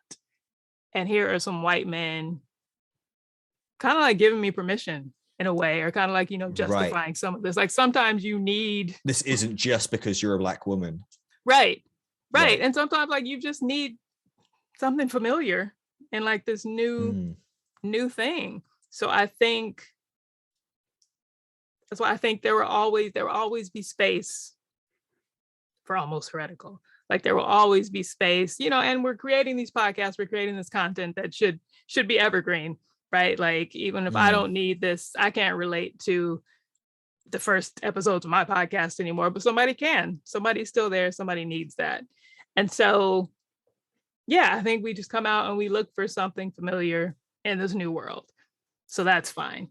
But then we're like, okay, but if you came out because of racism, then you're probably going to hear about Joe Lumen before somebody who came out because of homosexuality. Right. They might hear of Kevin Garcia first, right? And so then it matters, like, who's Kevin attached to?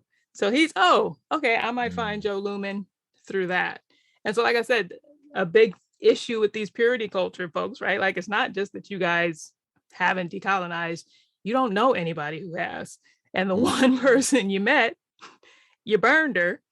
And now you're like, now we got these opposing teams. And so like, it doesn't speak well for the future of you guys' movement, whatever this is, because you just don't have the channels to direct people, and for the content creators of color, for us in a small way, like sometimes it's kind of nice to kind of be off to ourselves and to have, our community. And I think the way this changes is where we kind of stop, a lot of white content creators, and it's great, like, oh no, we want to bring along Black people, we want to bring along, people of color. Awesome. But then you also have to start thinking, no, how can I go to where they are? Like, instead of just, how can I share my platform? How can I be the minority? Like, how can I go into some of these rooms where I'm not the one in charge, where I don't understand everything that's happening, where my expertise is not, being sought, where I am just here and I'm just learning and I'm just listening in. So I think it's not always an issue, but it can become an issue. Like, I think it's fine for there to be little niche groups. And honestly, like, like Alice, I don't want you over here right now. Like, you're not safe. You need to be wherever you are. And hopefully, at some point, somebody there will introduce you to someone who can take you a step further. Like, you are not, you met Joe Lumen and you guys can't speak at this point, right? Like, you guys, you're not there yet, but surely there's a path for Alice. There are baby steps somewhere when if she ever chooses, or decides, hey, maybe I should rethink some of this stuff. So not everybody, like, again, like I said, not everybody comes out caring about decolonization. They don't have the language for it. They don't have the desire. They're just trying to figure out their purity culture shit, and that's fine. Figure it out. But then when you see an uproar like this, either it'll affect you or it won't. And if it doesn't, you're not there yet. That's fine. But if it does, if it affects my neighbor, I don't get to tell them, no, you're wrong. You're making this into something that doesn't matter. Because that's what we heard in the church, right? Like, no, this is your pet issue. God, it doesn't matter to God. It doesn't matter. And now we're doing the same thing. No, this is your pet issue. It doesn't matter. Well, no, it doesn't matter to you. And that's fine. But it matters to me. So I've got to move on. And I've got to, I got to follow Joe Lumen. Oh, and then here's this plethora of people that she's following and who she talks to. And not all of them are going to be for me. I'm not ready for all of them, but maybe this one. Oh, yeah. God is not given. She jokes around a lot. She's fun. She's funny. I don't like what she says all the time, but it makes me laugh. So I can deal with that. But like, if you want some real book knowledge, some real hard stuff, that's not necessarily me, but maybe you'll find that person through me. And so, I think I'm okay with people kind of being segregated if there's an out, or if there's an end to something else. And so when these echo chambers are just very much echo chambers, which seems to be happening, like I said, you guys had this one woman of color that everybody knows, and you actively chose to burn her publicly. And for whatever reason, you thought it was going to go well for you. Like, you seriously underestimated and devalued, her and her platform. And you seriously don't know Joe, right? I mean, like, Jesus, nobody that knows Joe would even, like, I can't even imagine. Like, right. Joe is the smartest, most badass person I've ever met in my life. Because she has to be. I would never go, what I'm going to pick a fight with, or, I'm going to try to discredit, or I'm like, are you fucking insane? Just again, showing, you didn't really sit down and get to know this person. You didn't really, right. And not to mention, if you sit down and get to know this person, you're like, oh, I have to sit and think, right? The last thing you're thinking is fighting. You're like, I have to go home and mull over this for like years. Like, I got so much shit to deal with. Right. Yeah. But it's like, you're not, yeah, you're not, you're not playing this game well. Like, I just don't, I don't understand it from any standpoint. Because even if this is just bad capitalism, I'm like, at some Yeah. point, you just gotta suck it up, and the customer is always right. Like, okay, enough of you have said something. I gotta find a way to back out of this now. But it's like, Yeah. you are going wrong and strong, and I mean, I guess I respect it to a to a degree, but what are you doing? There's a weird dynamic with deconstruction. So I talk about this in my research, that with deconstruction, our tendency is to talk about what we agree with and what we believe. And we go, so what does that person believe? Oh, they believe Jesus died and rose again. They're a Christian. They believe that, I don't know, Satan is Lord. They're a Satanist. They believe, whatever. They don't believe in God. They're an atheist. Like we look at these kind of points. And one of the fascinating components of defining people that deconstruct is that there wasn't clear they believe. There was markers for how they believe, how they have believed. There was markers of how their beliefs have changed. There's like momentum there. There's maybe slight trajectory, but it's not trajectory towards specific beliefs. It's trajectories towards how they believe. And so what we found was the conversation was never really actually about what do you believe when we looked at thousands of people at Deconstruct. What the conversation turned into was, how do you believe? And so how you go about believing has fundamentally changed. So what you believe had to, but what you believe now is probably not the same if you look to your right and your left, right? You're all suddenly like, oh, you're agnostic, but I thought the answer is clearly atheism. Or are you fucking kidding? Clearly you should still be a Christian. Or you're right, like it's like herding cats, deconstruction, right? And yet it does feel as well that the people in this space, and maybe this again is a holdover from this kind of like the supremacist kind of like, I am right, I figured it out, and here's how you should be. And I think part of this does feel like this, at least in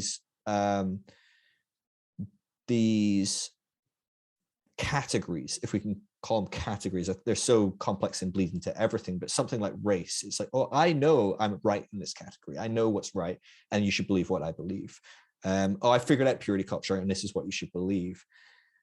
And it feels still so problematic. It's why about 4 years ago, I shifted, because I was quite like that. I came out of Christianity. I started to believe certain things, and people come to me, I don't know what to believe. And I'd be like, oh, read this book or do this, or right. Cause I had the answer and I figured it out. And I was pretty confident about what I believed. And maybe there's some self-awareness where you're like, I've changed my beliefs so fucking much. And I'm so fed up of telling people to change, like, from what I told them last time. Maybe it's not about what I believe. Maybe it's actually about what they need to believe.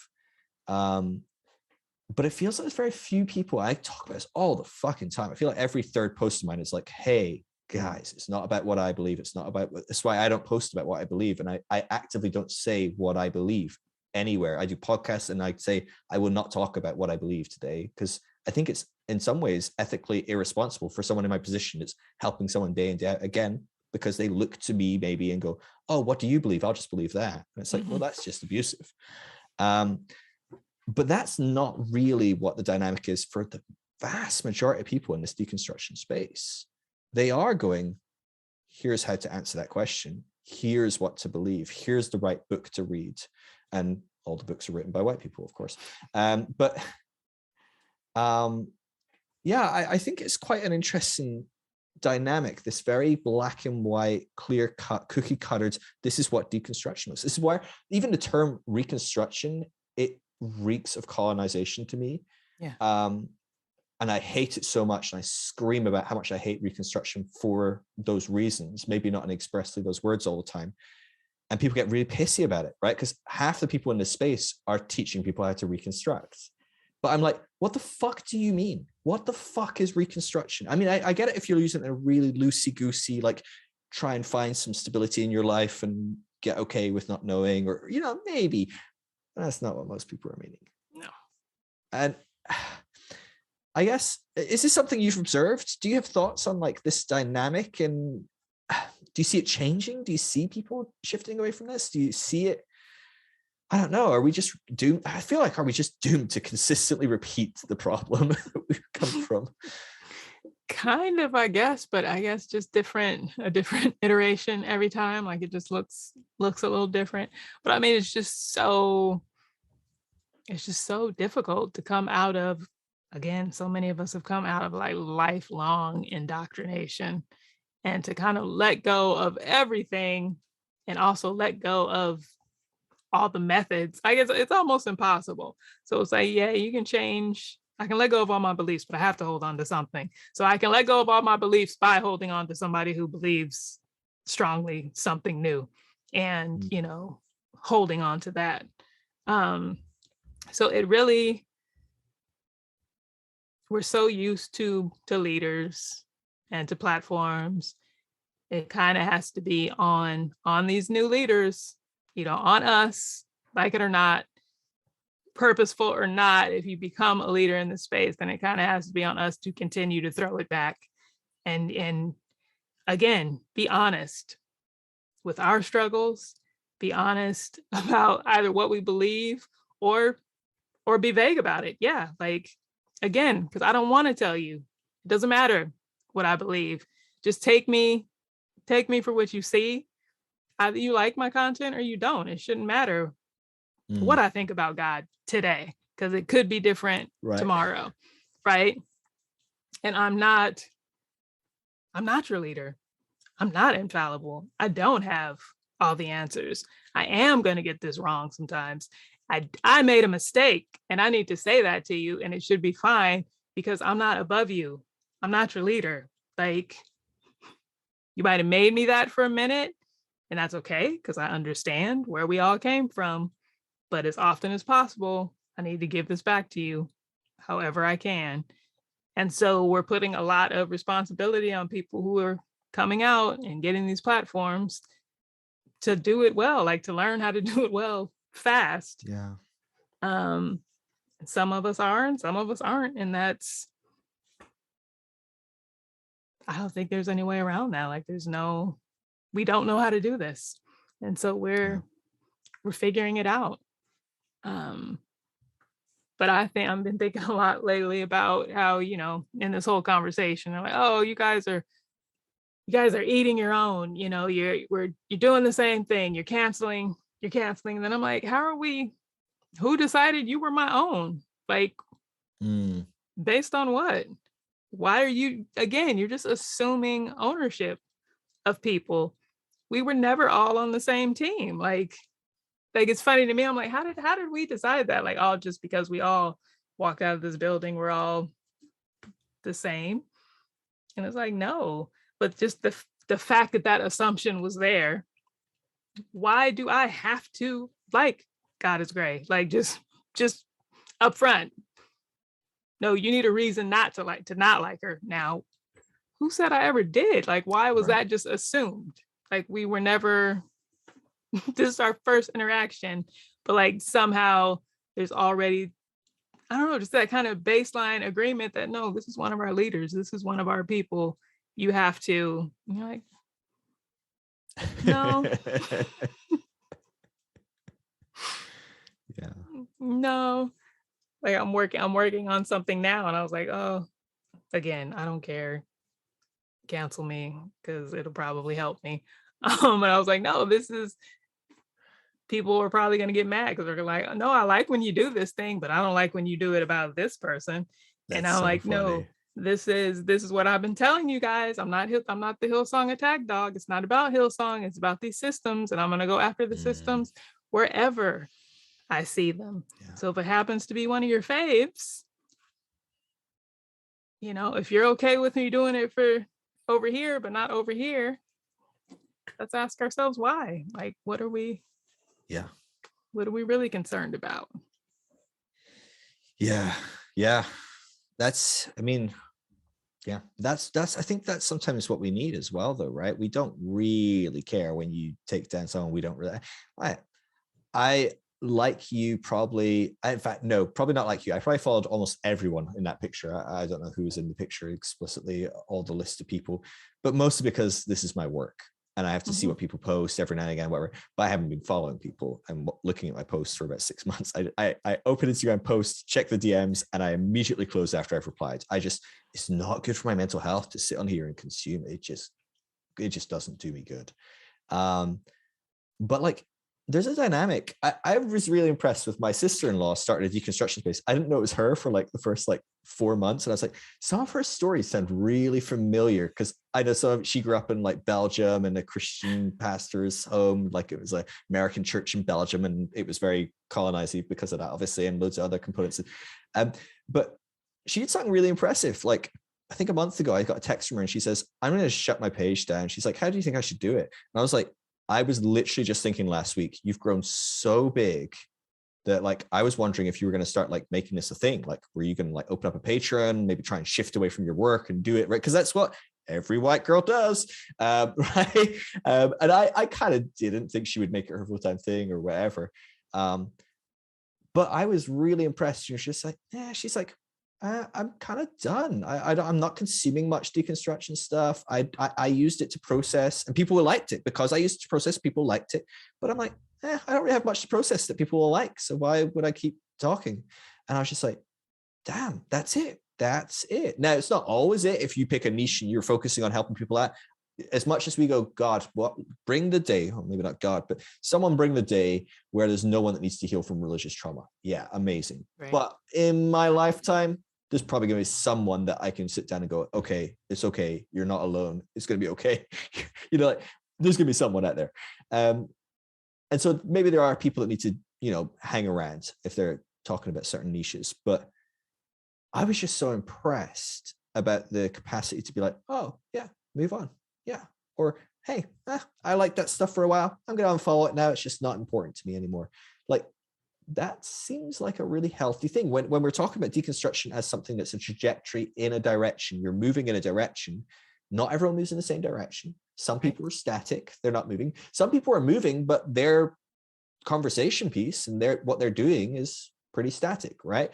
I remember I had someone on my podcast that helps people. Trying to remember her name, Nicole. Oh God. Anyway, Nicole came on my podcast and she helps people that are struggling with suicide. And we talked about deconstruction and how it impacts mental health and suicide. But I don't really follow her anymore. I kind of check in every now and again, but I'm not suicidal and I have some mental health issues, but doesn't really relate to the specific branch issue. And I'm like, yeah, I liked some of her stuff for a while. I thought it was really interesting, but I'm going to just put it to the side. Not important right now. Same deal. I'm not going to really follow a lot of like Christian worship leaders that are deconstructing. I was never Christian. Right. I've never listened to Christian worship intentionally. Like it's just not my thing. So I just think we need to transition. Yeah. Hey, before you head out, because I know we've been rambling on for 2 hours, and I know it's mostly been me rambling, and you've been just dropping in some amazing nuggets. Not true. Not true. Edgeways. Who's doing well?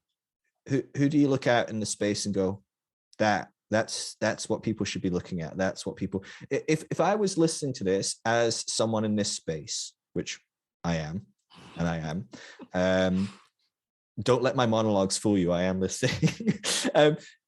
Who do we look to and go, that's how you do it?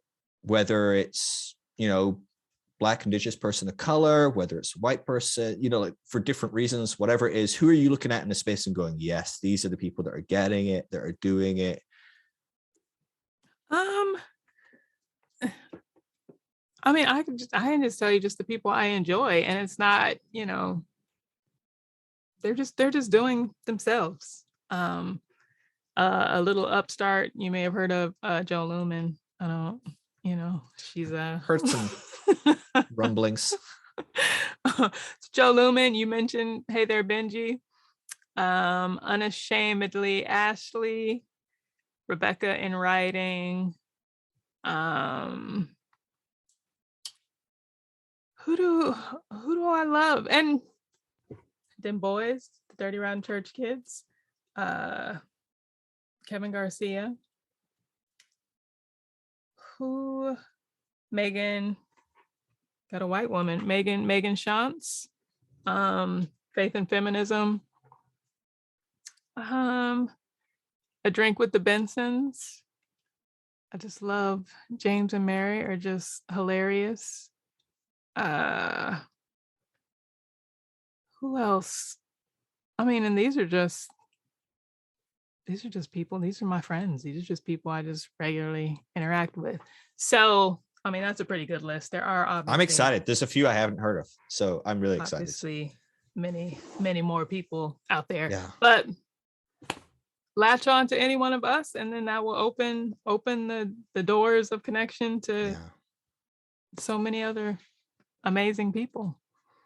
Yeah. And that is the beauty of, I mean, as much social media is cancer and we should get off it as much as we can. It is fantastic in so many other ways. You know, it is fantastic that you can find someone that gets it and just pop into their stories once a week and you're probably going to find 5 or 6 things they share from someone else that they're clearly looking at, that you're like, oh, that's good. Click, follow, boom. You've just 5-folded how good your stories are, your feeds are. You know, I mean, yeah. So occasionally social media is great. I think, do you know what it is? I think the reason social media was really not good for me is I follow all these accounts that are in the deconstruction space, and it's not really where I'm at. It's where my audience are at, if that makes sense. Audience, I don't even know what that words, I don't know, whatever. But yeah, I'm like, and then I'm left consuming stuff and I'm like, I'm just not here. And I just don't care. So maybe that's it. Maybe I should just purge and just stop following stuff to do with what I'm actually doing, or say another account or something. I don't know. But yeah, it's a weird one. But Janice, honestly, you are one of my favorite people. I was talking to my wife earlier and she's like, because we've got a shared account on Google where I add like my work stuff. And she's like, who's Janice Lagata? And I'm like, oh, I cannot even describe. I'm so fucking stoked to be talking to Janice later. And she's like, really? And I'm like, yes. I'm like, you have to walk the dog tomorrow because I am up late. Like, is it gonna be a good one? I'm like, oh, seriously. Like, she was like winding me up, but I'm like, yes, this is gonna be good. So, you know, you are one of my faves. You're incredible. You're so compassionate. You're so kind. You're so loving. You're so smart. You're so funny. You are just everything. So thank you for being you. So thank you see this next spoof and then you're gonna unfollow me. Oh, I'm here. Hell, if it's about me, I'm like, okay, this hurts, but I'm here. Like, never that. Yeah, as best I can. I'm sure someone will hit me somewhere, and I'm like, "Fuck you, you're dead to me." Stop canceling me. I don't know. We all probably have it in us, maybe to some degree. I say we all as white men. No, but yeah, Phil, you're one of my faves.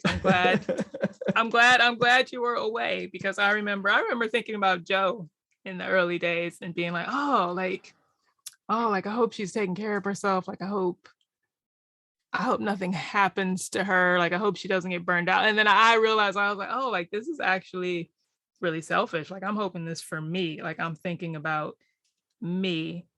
And now I'm at the point where I'm like, no, I want you guys to be well. So I want you to be doing whatever you need to do. And so, like, if I don't see you, and if you're taking care of you, great, awesome. Right. And again, we're all hoping for a world where none of this is needed, right? None of us seriously have to do this. The thing is, fuck, we've got enough work to do ourselves, right? I mean, like, we just have this endless pile of shit, right? And it's like, it's a lot. It's great. But honestly, I'm so thankful for people like you. I mean, you know, you do not need to be out in this space helping people and educating people. You know what I mean? Like, that is not your job. But I'm so thankful. I said the same to Benji. I was like, Benji's an educator, right? He just loves to teach. But like, I'm like, dude, like, and you have no idea how helpful it is as a white person to go, oh, a person of color, a black person that's going, hey, let me help you understand this, because, you know, there's not so many white people out there doing that. Right. And like, we are literally here. So we are here for the love. Like, I'm doing it because I enjoy it. And when I don't enjoy it, I go away. You're not like, here. and I'm not here. If you don't see me, it's because I don't want to be here. But when I show up, when we show up, it's because we genuinely want to be here, and we genuinely care what happens to people. And I mean, it behooves us in the long run. Like we want you, want everybody to get this shit together, Yeah, so big we time. can all be better. But Yeah.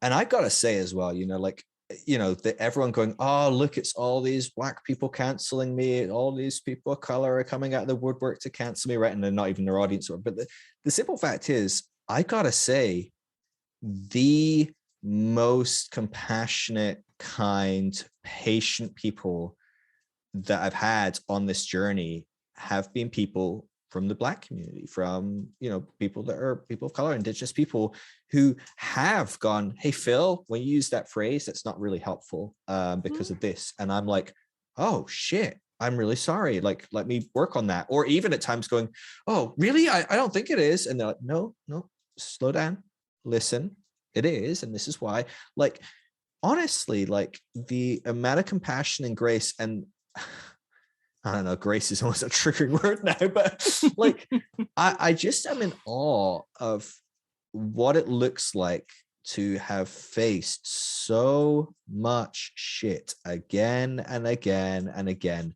and to look and see a person that's largely a complete stranger who looks like every other person that's oppressed you for how many fucking decades, and go, I'm gonna give this guy some slack. Like, I'm constantly amazed, because you know what? I don't give people slack like that. I think my wife slack like that sometimes, right? I'm like, it is amazing, just how much I've experienced that of everyone I've come across that's been Black, Indigenous. I mean, maybe not everyone. I'm sure someone's gone out of time for this shit. Like maybe lots of people, I just don't come across them. But yeah, I've got to say, like, I'm just so in awe. Like I said, I'm just so thankful for people like yourself and Benji, that when you have the space, you're out there going, hey, I'm going to take some time and really work at helping people. It makes a big difference for me, and I know a lot of people who listen to this are going to go, yeah. And for us, like a lot of people listen to this, love your stuff. Everyone else has to go follow you now, and then they'll stop following you if you're not posting Deconstruction. And sign up for Janice's Patreon, and then forget your passwords. That's my advice for today. Please. I love it. Well, thanks for having me. Thanks for coming. Anytime, on. Phil. Anytime. You can come on this show anytime you want. No, it's been wonderful. Have a good evening. Yeah. You too. All right. Get some work done, because I know you're not going to bed. So. I'm gonna maybe unwind for about an hour and then go to bed. I'm amped, right? That adrenaline. All right. Thank you, Phil. Peace. Love you. See ya. If you are deconstructing, there is no reason to do this alone. It can be an incredibly lonely process, but the deconstructionnetwork.com is a free resource to help you find others deconstructing in your local area. If you would like to support what I do, everything I do is for free, from talking to people for hours on end to producing resources and podcasts. It is only possible because people give generously. There's never any need to give. It will always be free, everything I do. But if you do, we do have an amazing private community group that we talk on over on Discord that you would gain access to. And we do regular audio and video chats on there as well. So it'd be great to see you in there. But of course, never any requirement. And of course, please come and talk to me on Instagram. I love connecting with people. I love helping people on their journey. If you need a safe space to process your deconstruction, I would love to connect. It's just at Phil Drysdale. Love every one of you. Peace.